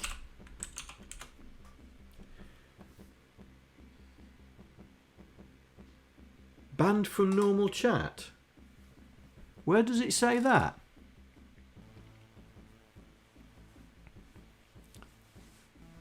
Where does it say that you're banned from normal chat?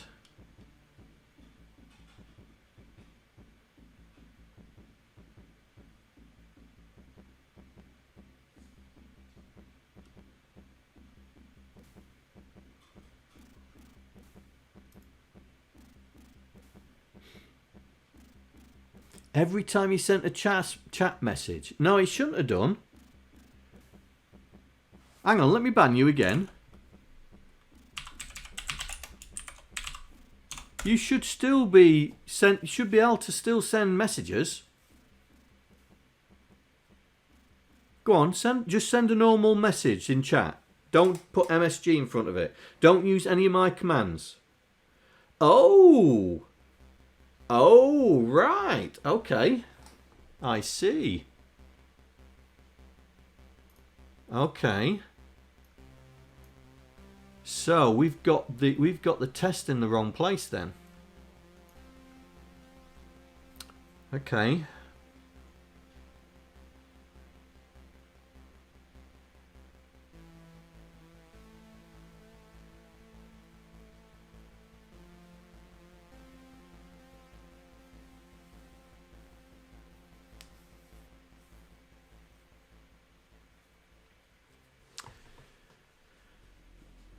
Yeah.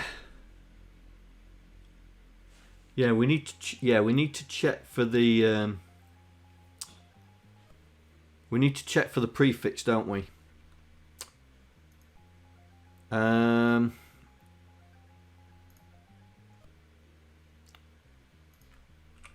So if you're banned, you can't do a command. So it's coming through. So we need to do here. If message dot prefix. Hang on. Let me just get this right. No, it's text command. Yeah. If message.text command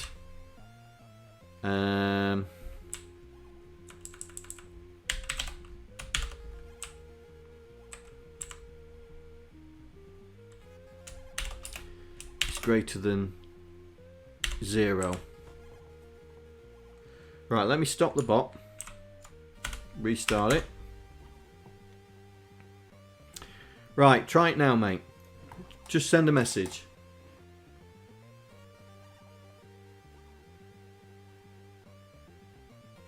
There we go. Oh, hang on. Whoa. We blew a fuse.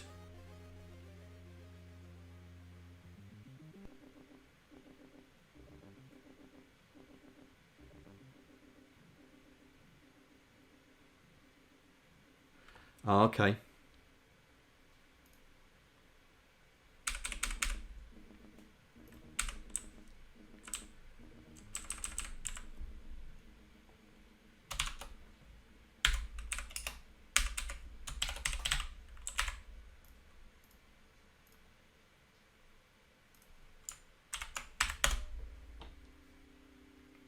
Right, try it again. Try it again, Gary.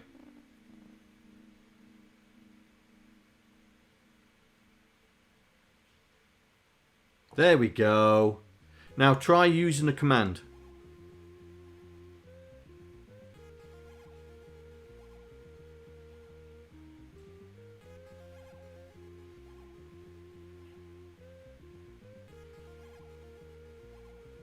There we go. Sussed it. So you can send normal chat, but you can't use any commands.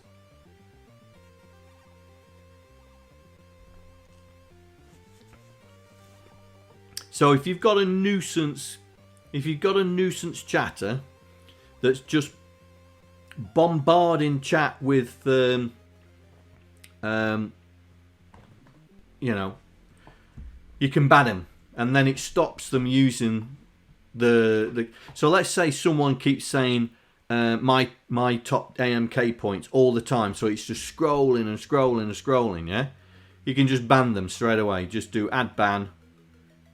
Put in the username and then thing. So I'm going to remove you now, mate. So you're in here, look, you're in the banned list. So as soon as I remove you,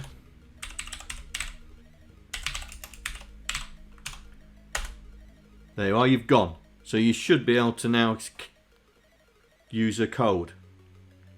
Yeah? Just do message hello or something like you did before. Should be okay now. There you go.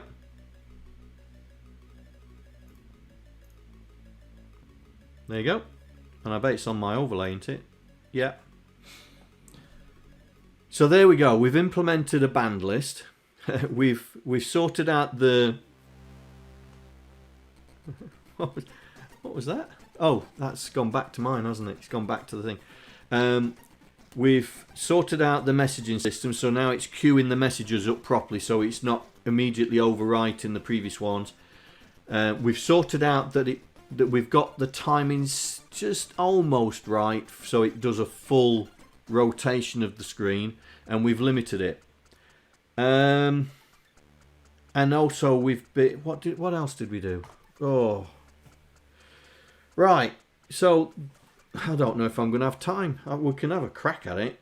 I've not done this yet. This is something that I've not done. I thought about it just before the stream about sticking another.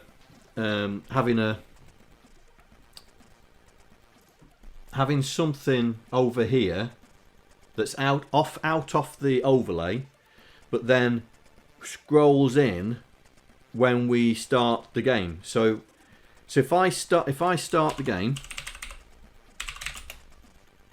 and you can have a crack at it. Oh, hang on. Oh, there we go. So there we are, the game started. See if you can crack the code. But what would happen now, this would hopefully, I want to get this covered up so it gives you an overview of how the game's progressing.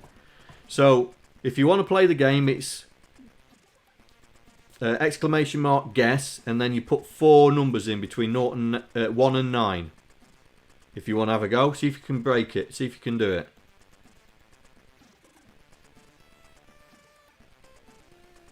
Give you something to play with while I'm... So Stuart's off straight away. So while they're guessing, I want something on this overlay to be showing the latest guess and what their result of that guess is. Yeah. So as it gets played, and that's what I want to try and do. Yeah.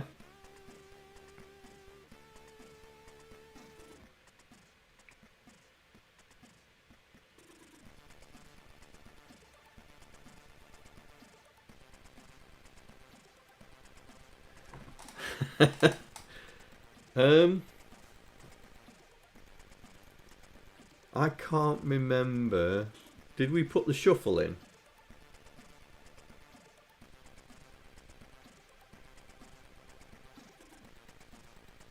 Yeah, the shuffle's in place, mate. So it's not relating to the. It's not what you're thinking. Is the shuffle's in place?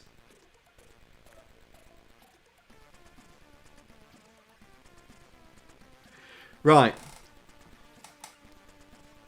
In the original game, you had black and white counters that when you had a guess, the person that put the secret code in would say, black is you have got one of your numbers correct and it's in the correct place, and white is one of the numbers is correct but it's in the wrong place. And that's what B and W is, black and white. But the position of where the black and white don't relate to the numbers because I shuffle them before I send it back to you.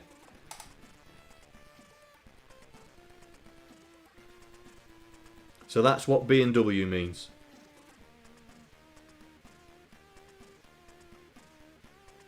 Well, that's hard mode, Gary. That's hard mode.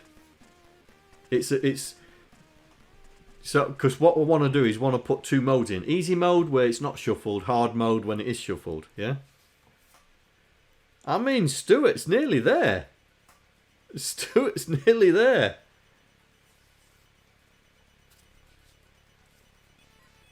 Well, ooh.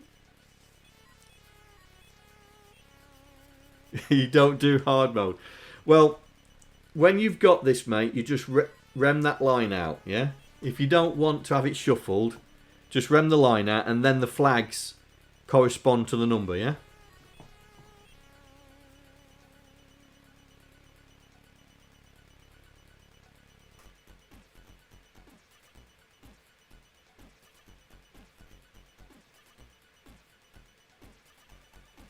Ooh.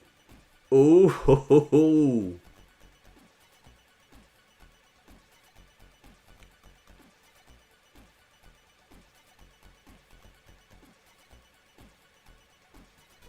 I think you're on the right track, but I think I know what number you need. There you go. There you go. Well done, Stuart. Well done. So, we're going to try, like I say, I want to try and build an overlay that when the game starts, it comes into view here, and then it shows all the players that are playing and their current state and what their current combat guess and what the hint is, you know, the guess is. And that's what I'm going to try and do. But I thought of this just before the stream, so I've not done any preparation work or anything. So the first things first is how can we get something to slide onto the screen? That's the first thing. So we'll create a new HTML file. I don't think I'm going to get this done in this stream, but it's something that I was wanting.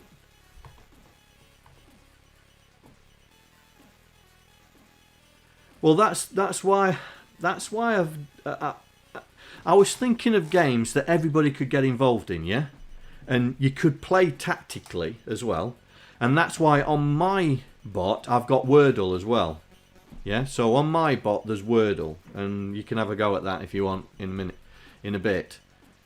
But I didn't want one player playing a game. I wanted everybody playing, so it would go, you know, and that's what I was trying to do. So Masterminds, or Code Breakers we've called it now, is the one that came up with. I know Gary's contemplating using Battleships as the game.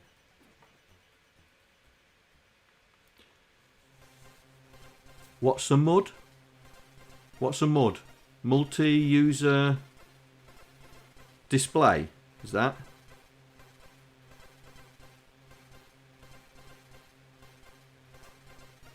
Oh, multi-user dungeon. Oh, okay.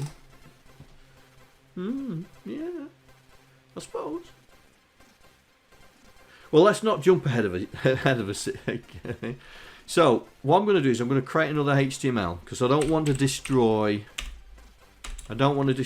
mine. So this is going to be codebreaker.html. So I don't want to.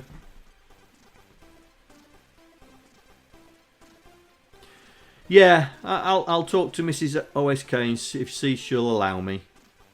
Yeah.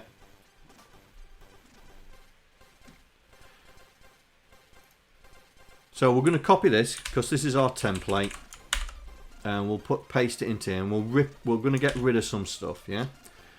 So we need the socket IO because we still need to communicate to we need the bot to still communicate with us, yeah?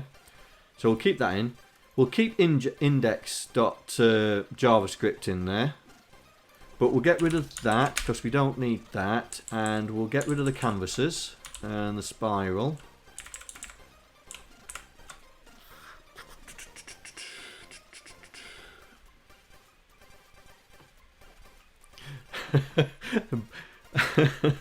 Buy her a bottle of wine for Saturday night's Minecraft session. Yeah, I suppose. I'm sure she would like a bottle of wine while playing Minecraft. You'd very much like a bottle of wine while playing Minecraft while I stream. Say again. Oh, really? So if I buy you a bottle of wine, I can have anything or do anything? Well, there you go. Bottle of wine it is then. That's it. Sorted for this weekend. Bottle of wine. Well, they've asked me if I will stream this weekend and try and finish this off. So, bottle of wine while she's playing Minecraft. Because she's currently playing Minecraft now.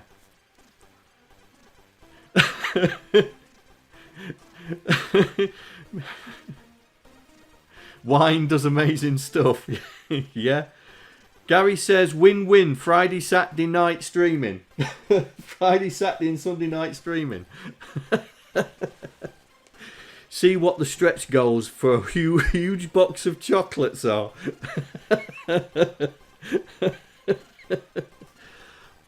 I think wine, another bottle of wine would do that.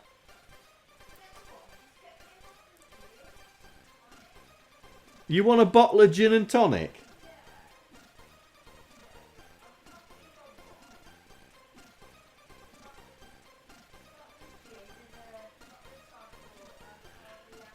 So you want a bottle of gin and a bottle of tonic water, and I'll be allowed to stream this weekend, am I?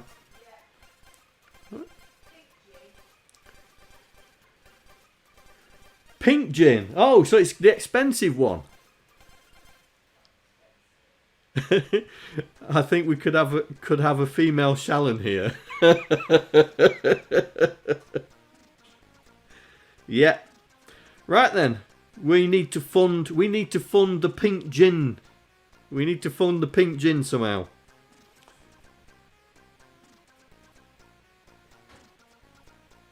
She's not specified the size. We'll get the big bottle, yeah? You might see her anyway. She might get that blottoed. She'll wander in and say hi.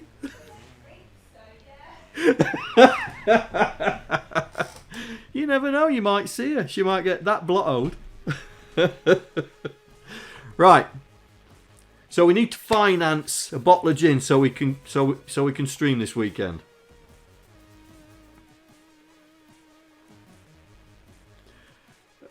A big bottle lasts a Friday, Saturday and Sunday. Oh! A litre for 3 nights? Yeah. Right. So, we need to finance this bottle so I can stream this weekend, yeah? Right, so we're not going to put the title on there because we've already got the title. We're not going to do the webcam or the chat window or the main window. We're not going to do the banner. Not going to do the latest subs or the socials. And we don't need to do... Oh, hang on. Back up, John. And again. I don't need that. I don't need that. I need that, but I don't need that. Or that. Or that. But I need that. That tells me where we're going to be putting it. I don't need that. And I don't need them. 30 quid should do it. Yeah, 30 quid will do it. 30 quid will do it. That'll sort it. Right. So we're going to try and... So we're going to try and do... So we need a div region. So we're going to call this... What we're going to call this?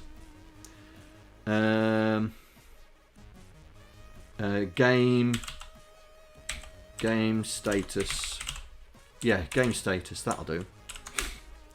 Right, so let's get this in here. So it's codebreaker.html. So /codebreaker.html. Right, there we go. So that's our. So the blue is the area. That's our screen area. So currently it's blue. Hello. You back? You can't want to go for a wee, because I know you wanted to go for a wee. Has he been out for a wee?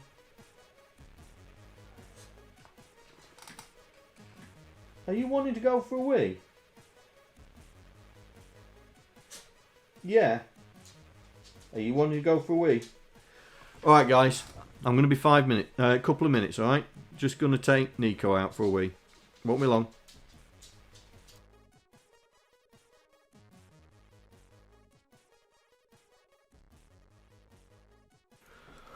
Welcome back.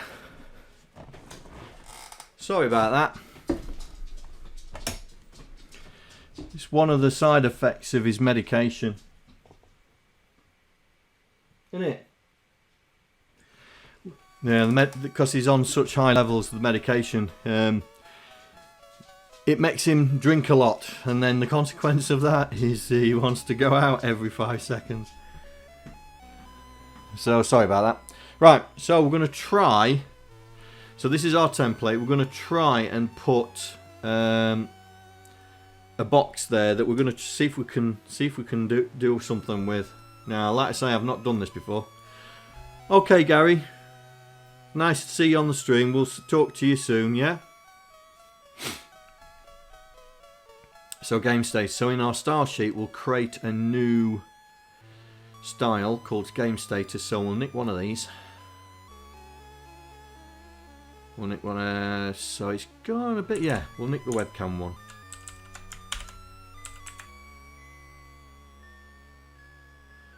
At the bottom.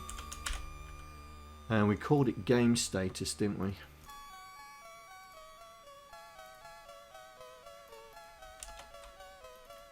Right, so if I refresh, we should see it come up on the screen. There we go. So that's where the webcam would be, because we just copied the style sheet for the webcam, yeah?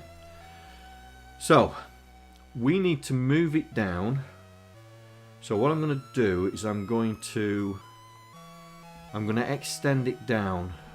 So the height is the same as the chat window. So where's the chat window there? So it's 500 pixels plus the channel owner, which is... Oh, it doesn't say. So we'll say 150, so 650. So the height's going to be 650. That's a guess. Right, see what that does. Yeah, that's looking alright. So, and then we need to make it go to where the chat window top was, which is 175.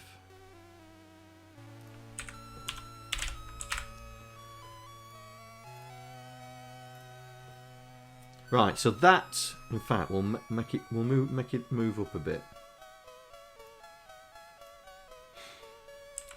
70. Right, so that is roughly the area that I want to take when the game's active, yeah? So when the game's active, that's what I want to take, yeah? So the thing we're going to do now is we're going to give it a black background.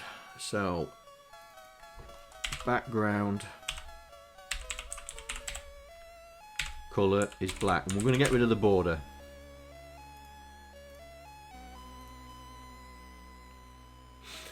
In fact, no, I can live with that. I can live with that. No, in fact, we'll put the border in. Put the border in.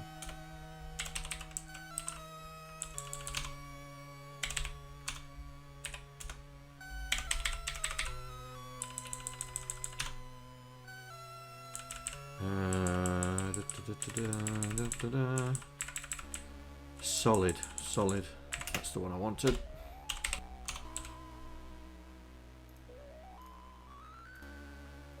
There we go. So that's where we're going to try and put our game, the current status of the game. Now we need to figure out how to make it go left and right. We need to figure out how to transition it. So let's find out if we can do HTML transition horizontally. Is it animation? Oh, okay, what's this?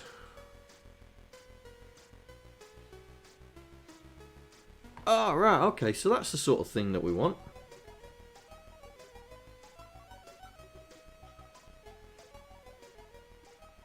So they're just increasing the width.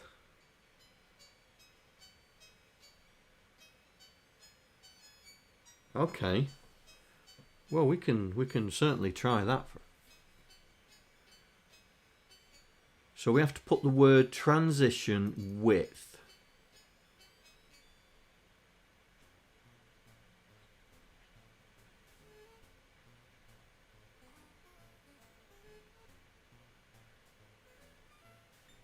Okay.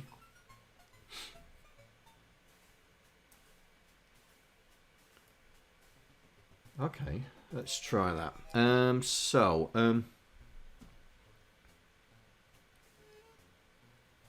we need to put a transition in. Okay, transition. We'll do what they've done. Width. 2 seconds. Okay. So we need to make the width get bigger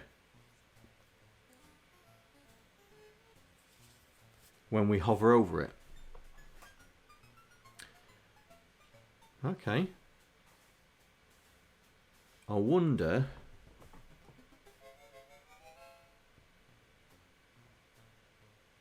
if it'll work for just normal.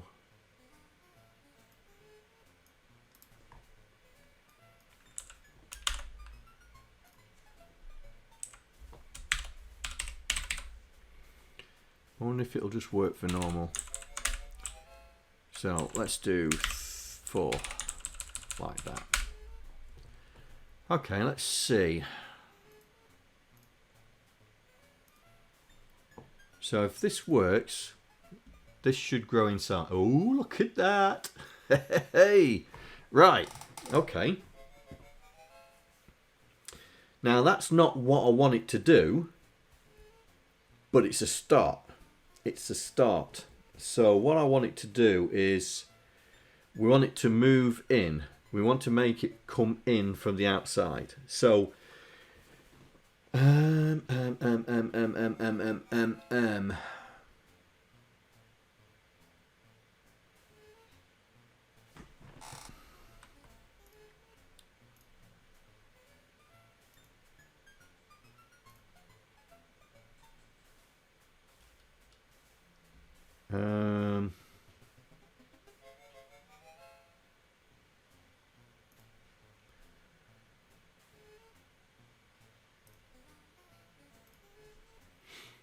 Hello, Cellophane. We're trying to. We've got a game in chat called Codebreaker, yeah, and it's all happens in chat, right? So when people guess, it tells them what the response is, and then it's in chat, and it fills up chat. But what I want to do is have an overview on the overlay. So when the game starts up in chat, we have an area of the screen that then is taken over because the game's active, and it shows everybody who's playing, what their current guess is, I suppose what their current attempt number is, and then what the result of that. So we're just starting out, but like I say, I've not prepared for this. I just thought of this just before stream, and I thought we could have a crack at it. Is it true that I've only got 2 viewers on this stream now? Have I alienated everybody enough to make it only 2? Twitch says I've only got 2. How many have I got? Say hello if you're in my stream. Is it a trivia game? No, it's a code breaker. It's like I don't know if you've heard of Mastermind, where you get a secret code and you have to guess it. And I know you're here, Docster.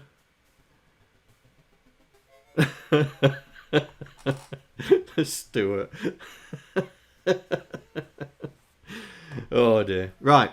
So I'm trying to make it so when we start the stream, when we start the game, this comes across. You see 5 viewers. Okay. Better than what Twitch is telling me. It says there's only 2. Right, but we don't want to increase the width. We want it to slide in. So I'm trying to work out how to do it. So what I'm thinking of doing is let's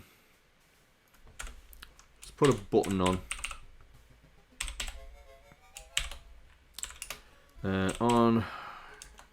On click. Do move.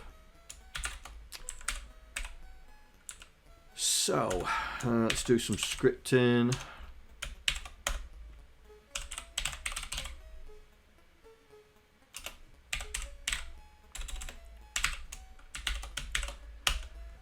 And so, we need to...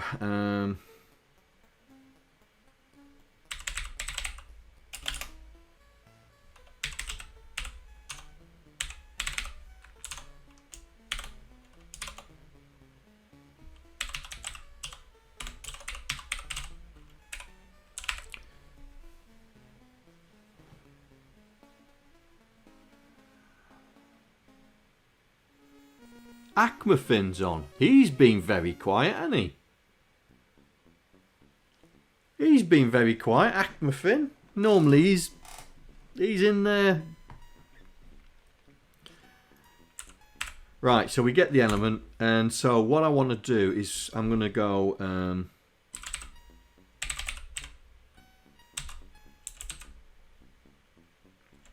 I think it's X.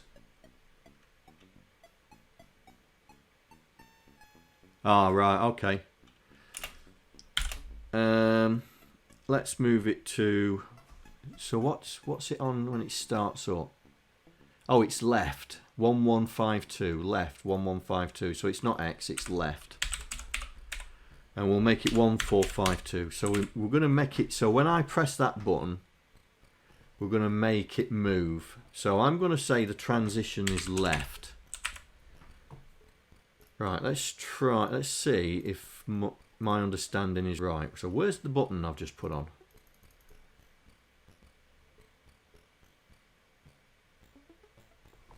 Well, that's something I can get rid of.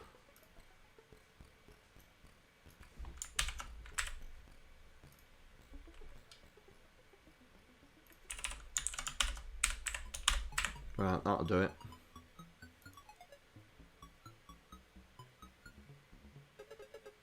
Yeah, that's what I want to plan to do, yeah? So right, so there's the button. So if I hit that button, does it move? Right, so I must be misunderstanding. Right, so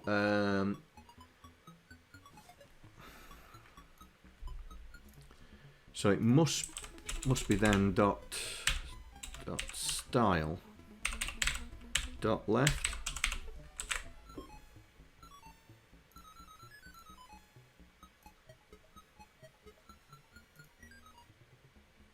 Oh, there we go. That's what we're talking about. Right, so let's get this right. So, normally, so we're saying 1452. So, 1452. And then we'll bring it to 1152. So, normally. Right, so we've refreshed. So, this would be normal, right? So, imagine that my overlay is on there, yeah? And then when the game starts, this happens.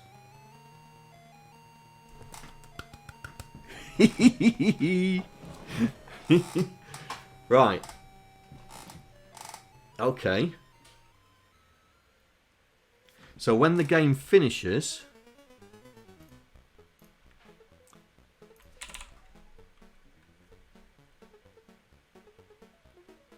no problem, mate. Not a problem, mate. So when it finishes, let's create another one. We'll call it move back.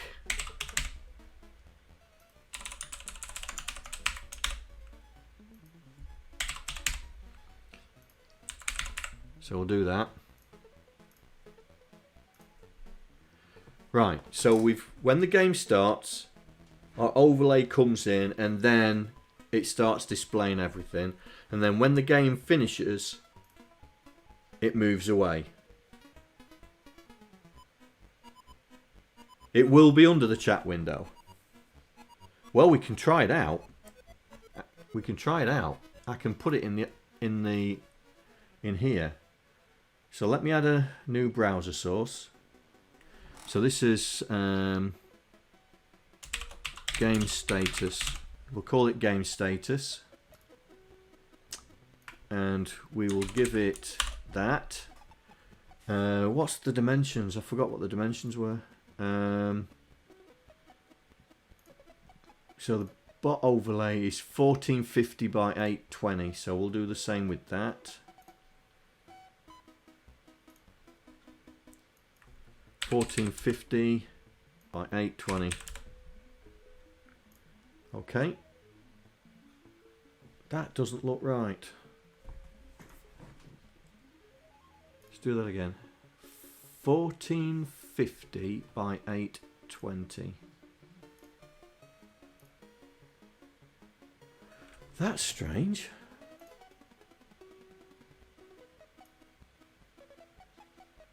Right, refresh. Right, here we go. So press. Now that won't do it. Hello, John here. Thank you for following. Hope you enjoy the stream. Oh, thank you. I had to put the thing back. Right, time to test our follow command. Here we go. So new follow.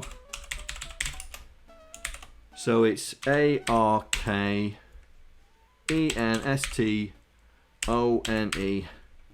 88.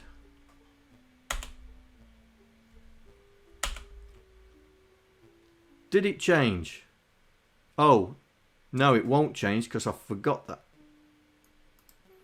Exclamation mark, didn't I? Here we go. There we go. First time we've used that command. Thank you very much. By the way, did it come up with anything? Because it's running, isn't it?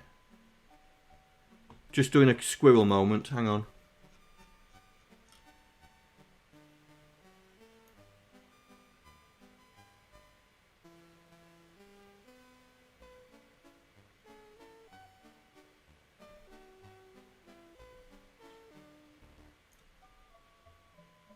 It doesn't come up in chat, does it? No, didn't come up in chat. So we now know the follow doesn't come up through the chat. So we're going to have to use the APIs to get all that stuff. Right, so I've created, like I say, so I need to create another style. I need to create another style sheet because what I need to do is I need to copy this. But we don't want the background to be set.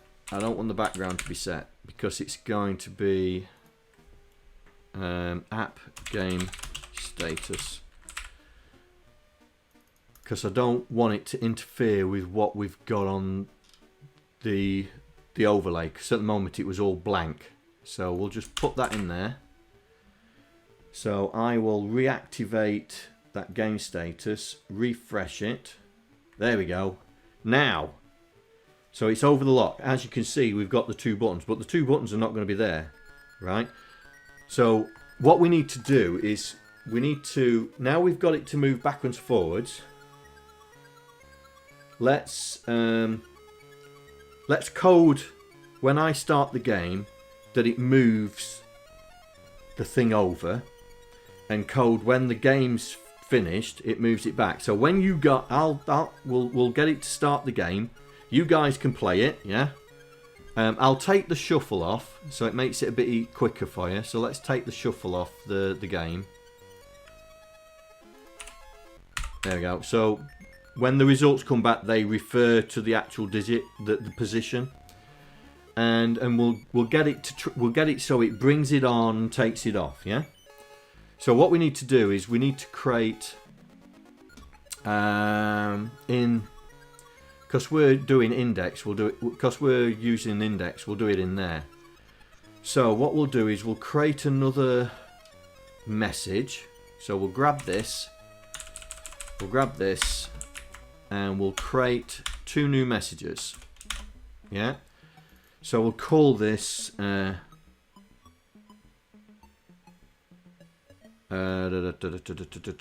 game start. Yeah, we'll call it game start. We'll pass in some data because if you have more than one game, you may want more than one overlay setting. Yeah, but we're just all right with the one we've got. So let's go back in here because we need game status. So let's get game status, and we tell it to do that on the start. Yeah. So let's call it what it is. So we'll do the same thing here, but that's putting it back to 1452. So this one's going to be game ended. Right, so we've done that in there, so we need to change the web bot to have that.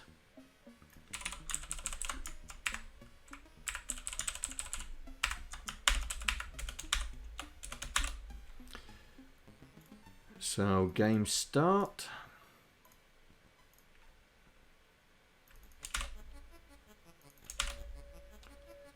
And game end.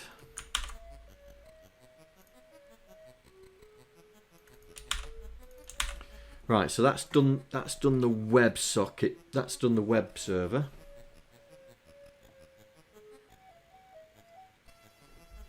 So we just need the Twitch bot to send out to Mastermind. So let's see, what are we sending anything into Mastermind? No, we're not. So we'll get Mastermind to do it. So we'll send in the socket interface. And so we'll create that. So in the Twitch bot, we will, where we set it up, here, read Mastermind. Would it be better to do it there?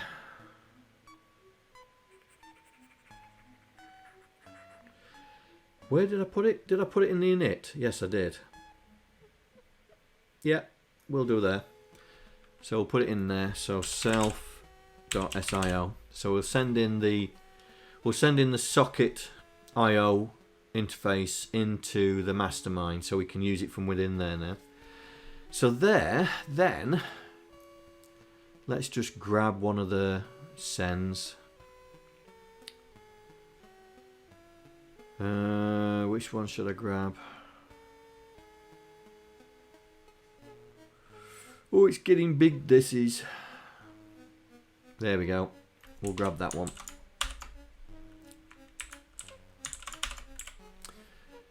And then in here, when the game starts, so this is the new game start, so we'll send it after we've activated the game. Yeah. So self.io, and the message we want to send is that. So send that, and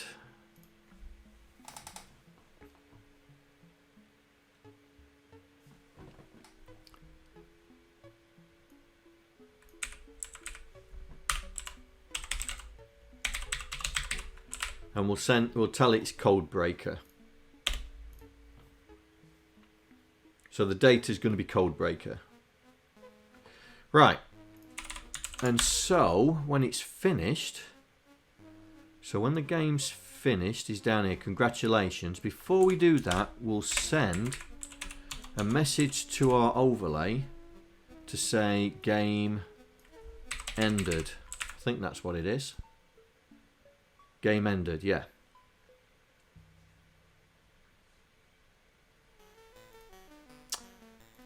And it's codebreaker. Right, okay. So we need to, let's close the bot down. Close the web server down. Respark up the web server so it takes note of the new sockets. Respark up the bot. Right, so let's refresh that so it gets the latest thing. Here, let's refresh it here. That's looking better. Right. So if, let's see if I start the game.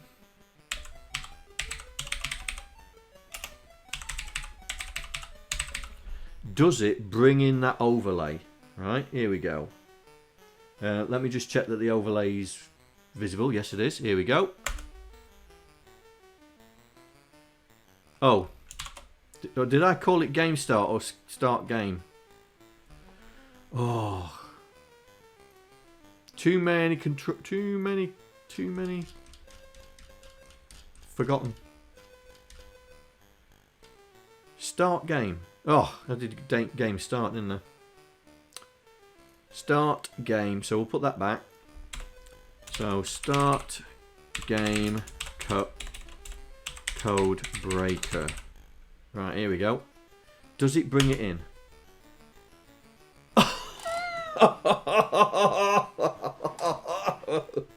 Go on then, guys. Try and crack the code and let's see if it retracts when somebody's done it. Go on, off you go. So remember, the clue is in the right position for the right digit, yeah? I've turned off hard mode. So that's saying 7 is a right digit, but it's in the wrong place, yeah?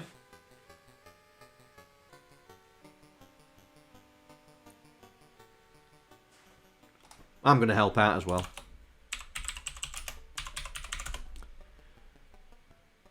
So 1 and 4, so 147, so 147, so 5, 6, 7, 8.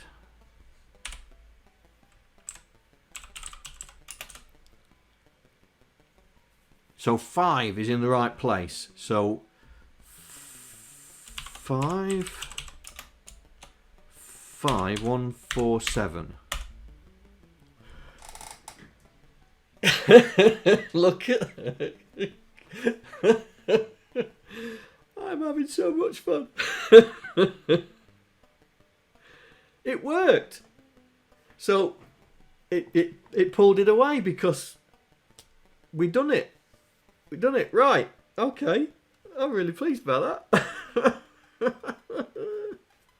Really pleased about that. Right.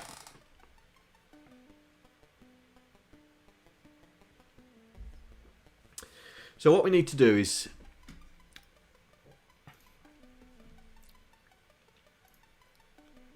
the buttons can go now because we've proved we've got it working via the bot now. So we can get rid of all that. And that. So in here we are going to need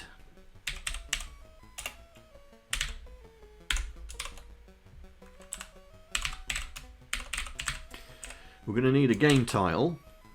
So that's going to say codebreaker or Wordle in my case, yeah. On the bot that I'll be using in future streams once this development's done. So we need a game title. Then we need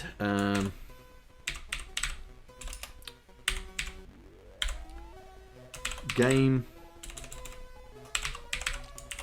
players.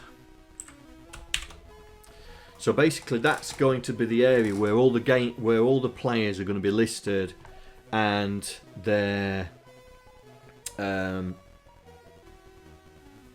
and their the username, their guess, their current attempt counter, and the result, what they got back.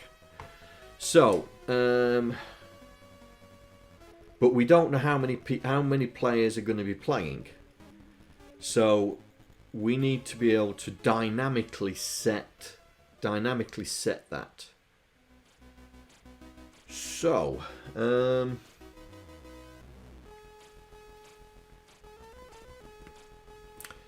how are we going to do that? How are we going to do? I was watching a.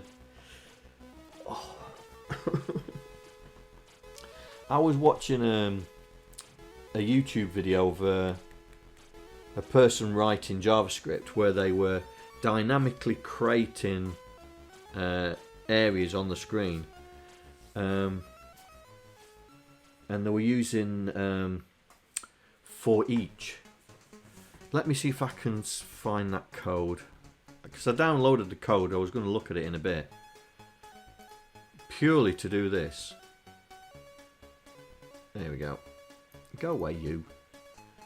Right, let's... Where is it? Where was that code?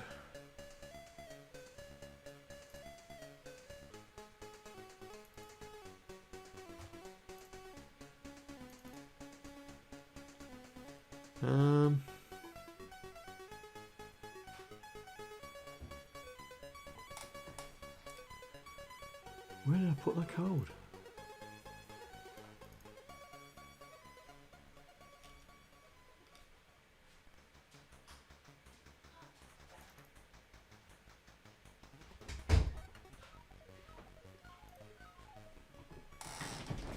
You alright? Built that door. Yeah. I tested it. All the concrete pad dropped like that. It pulls 3 blocks back and then drops it. Yeah. And on the test with the lever, then the test went back up. It moved it up and put the concrete back. But when I wire up the button for the surface, nada. It won't work. And As it doesn't fire at all? it dropped it, it won't put it back. Is it because you have a lever when you tested it? With a button, it only sends a pulse. Yeah, so it's a button on, button off. But it won't reset. But when you was testing it, not from the service, was you still using a button or a lever? Lever. Yeah, that's the thing. A button only sends a pulse. Yeah, the lever's constantly sending power. So you need to do a what do they call? Do not use the phrase T flip flop. That's the fella. Oh, shit. You need to build a T flip flop. Yeah, Doofus is coming tomorrow evening to have a look. All right then. But that's what you need. That's where he put in the message. Oh, you need a T flip flop. Yeah. Yeah, all right. I went, okay. Well, that's what you need. You need a T flip flop. A T flip flop. Yeah. Okey-dokey. Sorry about that. It's Minecraft for you. Oh, where is this code? Oh, there it is. Did it? Joys of making a piston sand door. Yep. Wait a minute. Where was the joy? so close to being a redstone goddess. They can hear you, you know.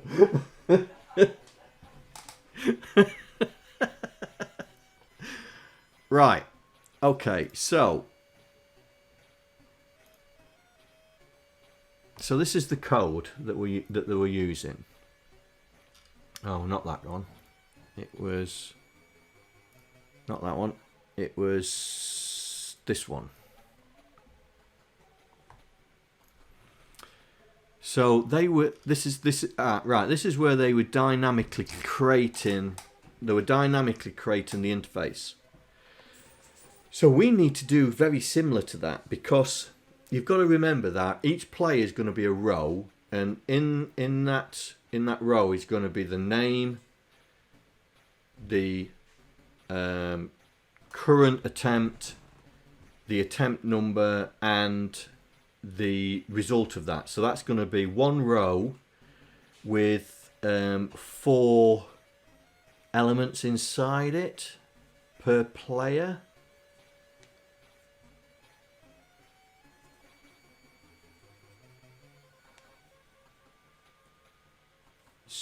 Could be. So we're gonna have to try and do it. So what I'm thinking of is we've got an array inside the bot that looks after the player details while they're playing. I'm going to send that array to the overlay so it can represent that on the overlay. That's what I want to do. Right, so let's... Oh, my arm's really hurting. Ow. So let's see if we can get the socket. Let's see if we can get the socket or hookups all done. So game.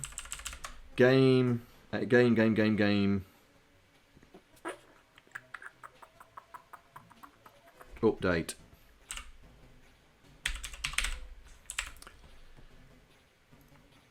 And what we'll do is we'll put the update in this one just to see if it's going to be doing it in a... Yeah, so we can see what's going off. Right. Web socket. Put that in the middle. Game update. Game update. So that's done that bit. So in Mastermind, the update is here. So before we send it back to the user, so we're going to call game update, and we will send the we will send this.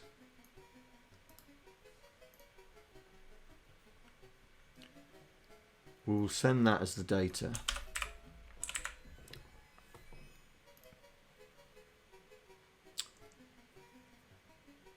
So it'd be interesting to see what that is.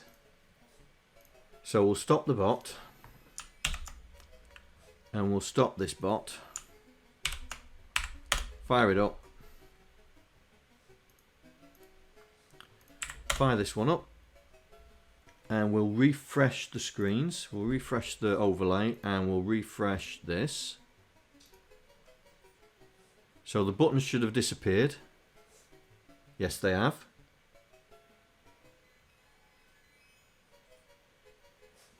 That's not like in a ref.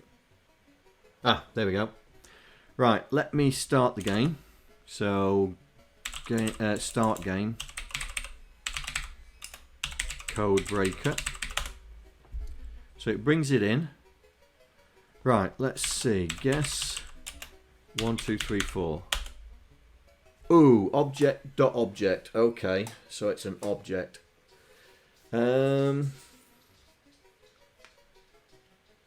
Let's do a console write. Let's see what we're actually playing with.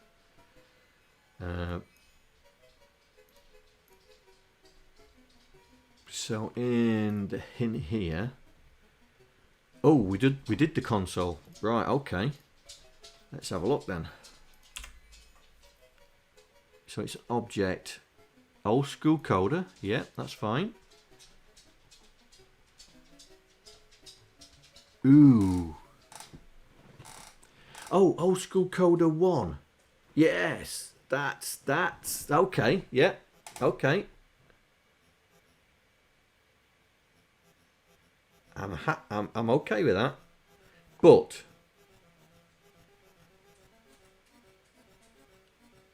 we need to send in the attempt as well, and the result. So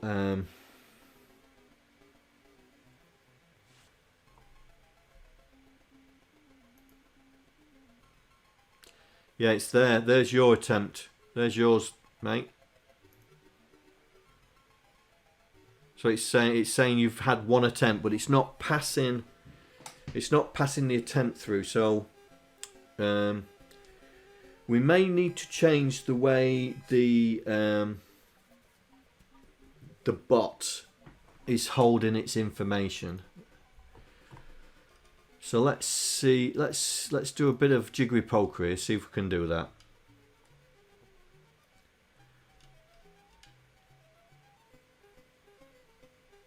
So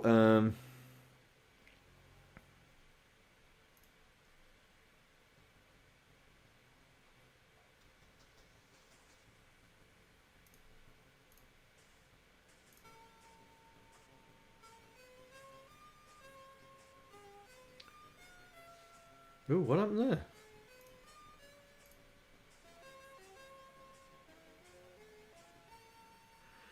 Right, so we need to change the way what we're storing in the game user. So how are we going to do this? How are we going to do this?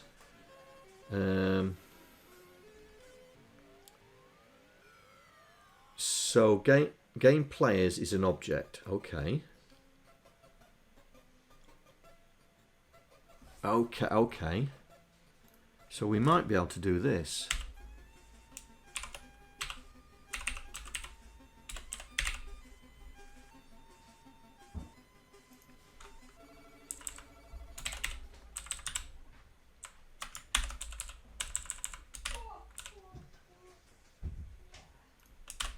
Might be able to do that.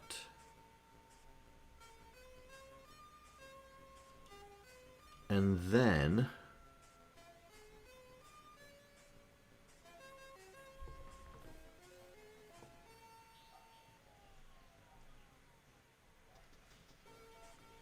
once it's finished, which is here, once it's finished, let's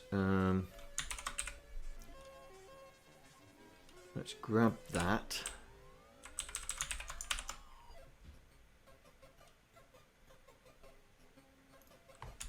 And say attempt equals attempt, and result, yeah, result equals, and it's guess flags.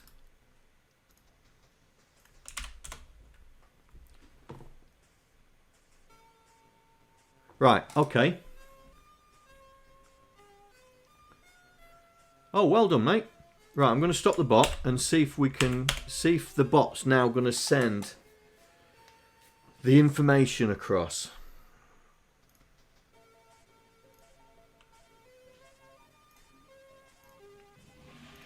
Oh, it turned out. There we go. Right, so I'm going to start it again. And we're going to see, so we'll refresh that so we get a fresh console. And we'll see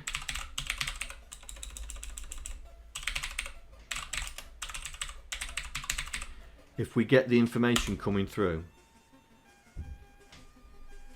Right, so I've started a new code breaker. So that's over here. Yeah.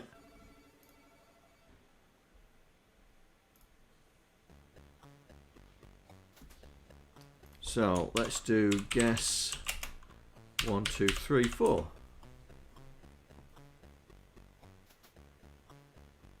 Something went wrong. Oh, this is still refreshing.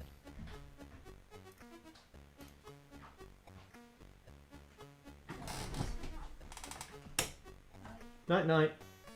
Night, chat. Looking forward to my gin. She's looking forward to a gin.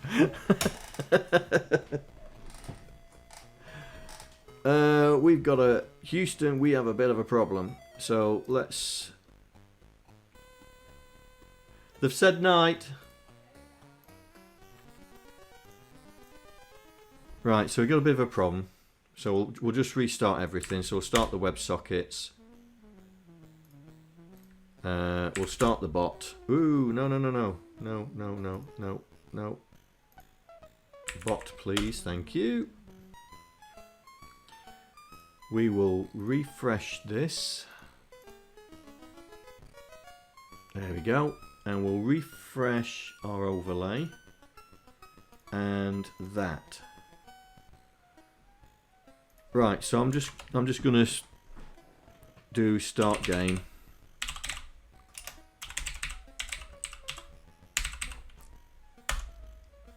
There we go. So let's do a guess. What comes along? Well, nothing's shown here. So have we got an error? Oh yes, we do. We do have an error.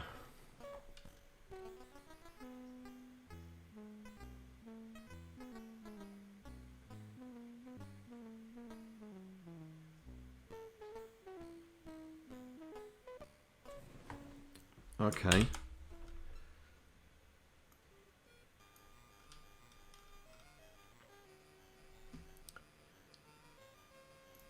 So,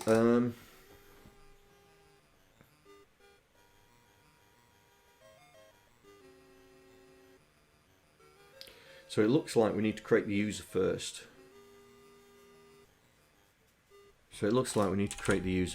So we will do something quickly like this.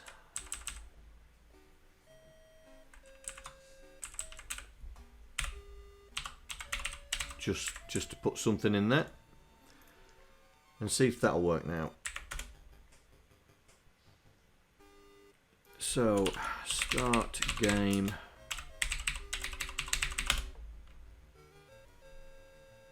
Okay. Where's our bot?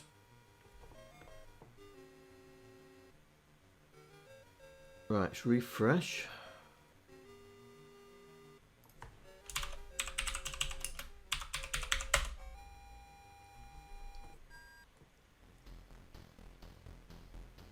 Still got an issue. Oh. SDR objects not supported item. Is that because I have been an absolute wally and did double quotes instead of singles?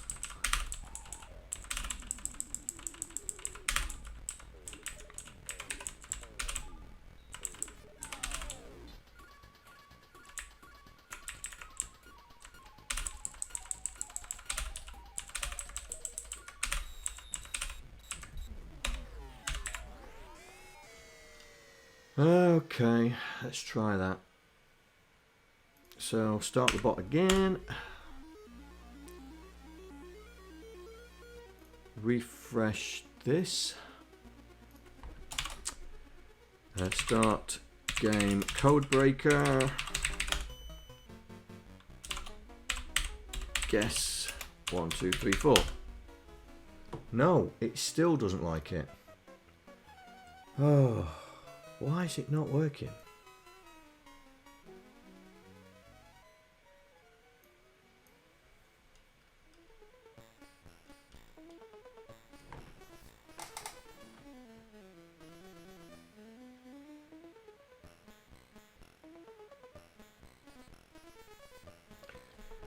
So it's failing on. Oh, it's failing on the it's failing on this assignment here.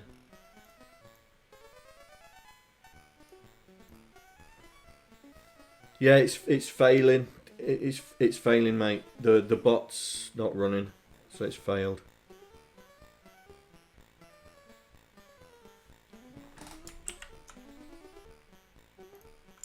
It's failed.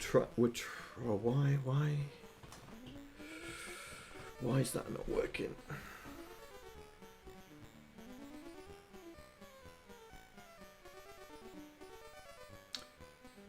Why is that not working?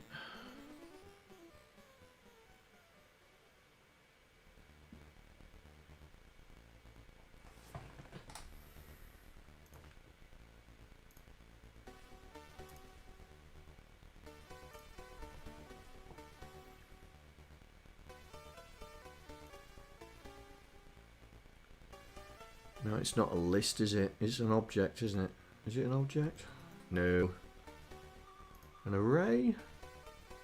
No.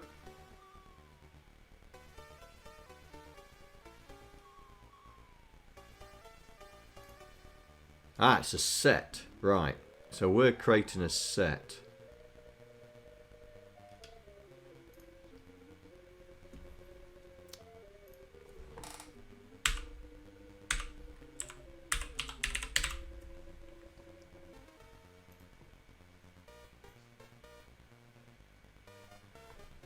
That's right.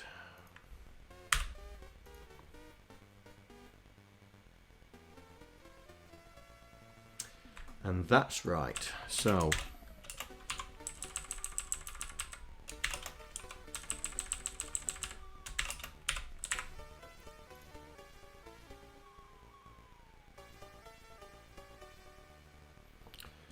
okay, so then if so, oh right, so the okay. Okay. I understand now. I understand now. We need to create an object first.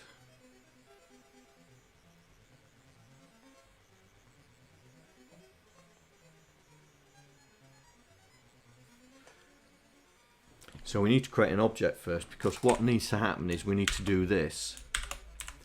So it would be attempt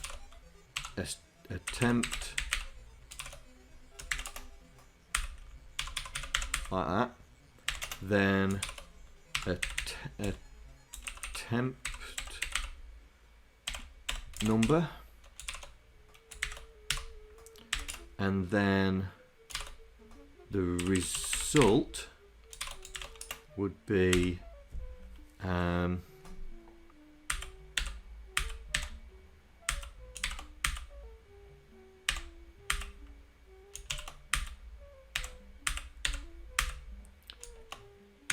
like that.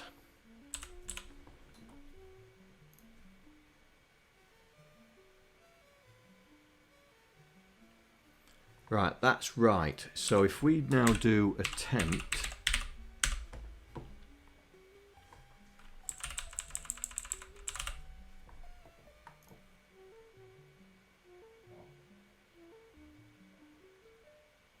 nice, attempt number,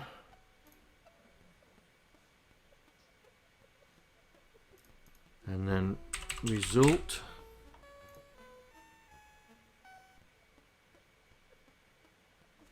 right, okay, right, alright, so we need to create the sub-object first,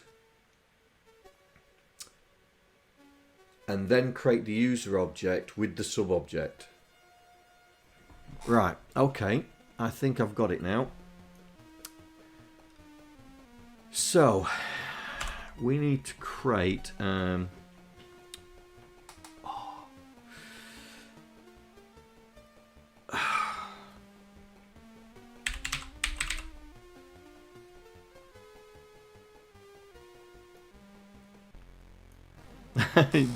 it's not going, mate, because the bot's not running, mate, because it crashed. So we need to create we're going to create an object called player stats. Right, and so we're going to say attempt is null. Oh, I better use single quotes on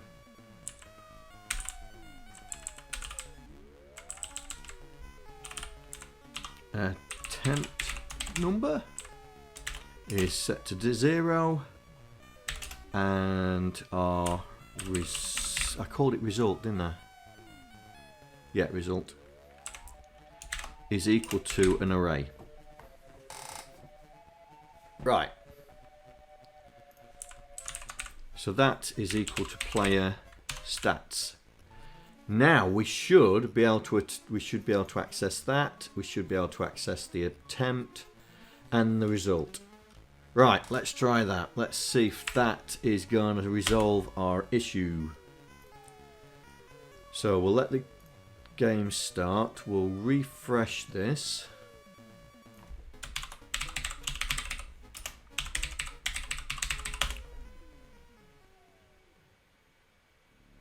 Oh.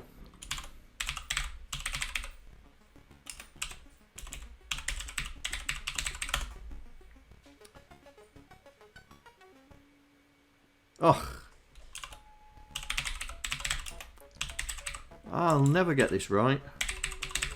There we go. Right, so we started Codebreaker. So guess 1, 2, 3, 4. Haha! Here we go. So old school coder. So okay, let's open that up. So we got an attempt as 1, 2, 3, 4. That's right. Oh, but it's come out. It's come out as an. It's come out as an array, but it's got our result in as well. Nice. Nice, nice, nice. I'm not sure about the array, the attempt coming out as an array.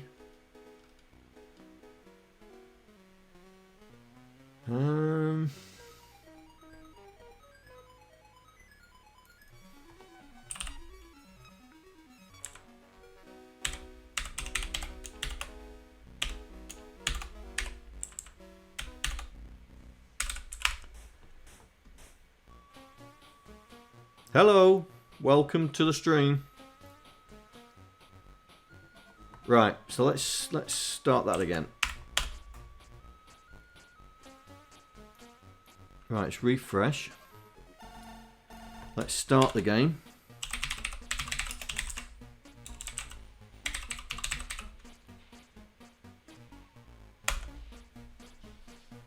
And we'll do a guess.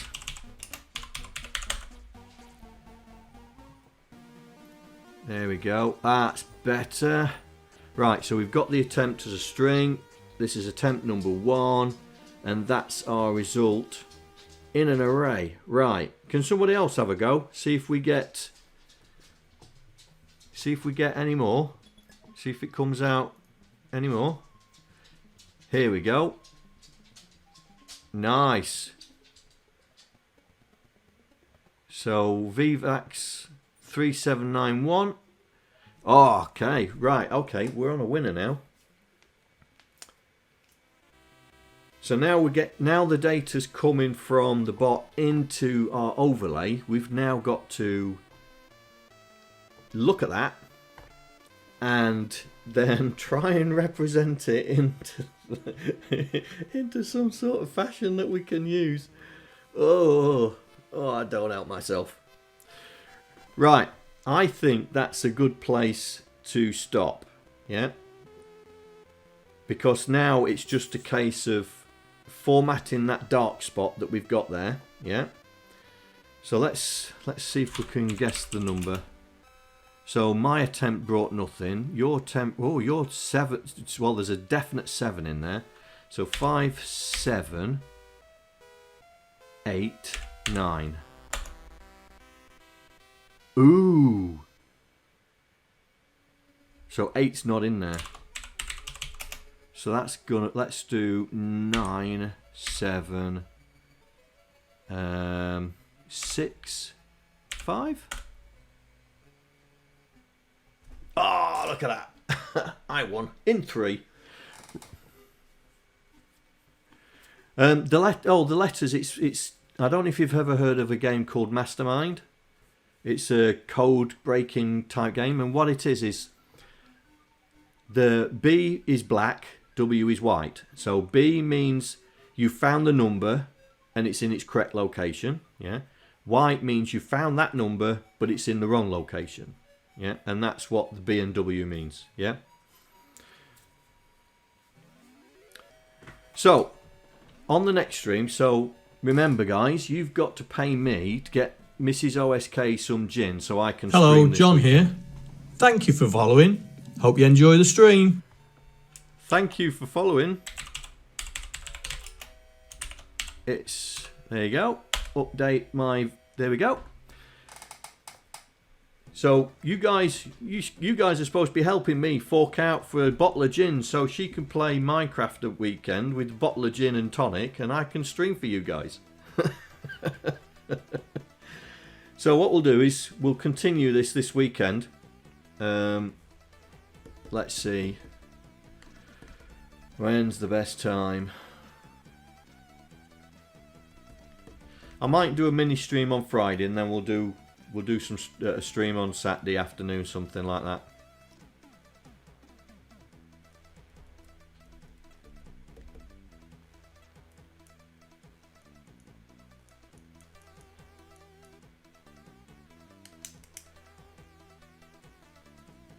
All right. So thank you. So what we've done today is we've implemented a band list on our bot. We have sorted out the messaging, so now it stacks up the messages. Yeah, on the screen. I'm not going to do numbers, do letters. Yeah, it stacks them up so they get run through properly. So it doesn't do, and it also then reverts back to the original message. What else have we done today? We've done the band list, we implemented that, we saw the Raspberry Pi crash. I can't believe it. It's been running all day, this Raspberry Pi, and then it crashes on stream. Ugh. And now we've started the game status overlay for the Codebreaker game. So when we start the game, the black area comes on the screen.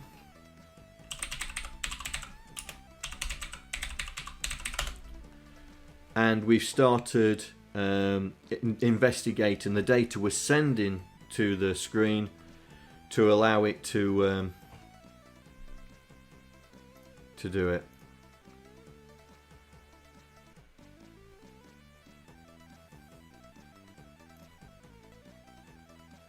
Go on, you can do it. You can do it. You've nearly got it.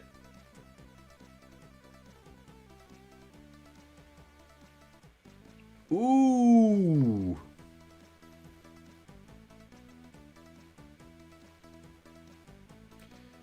Three, four,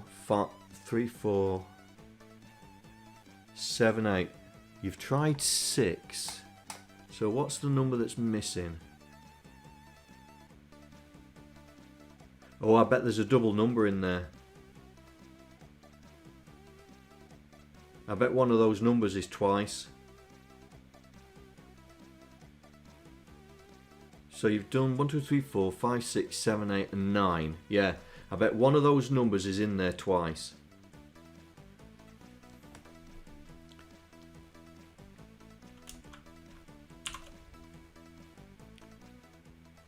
Well, it's not the 4.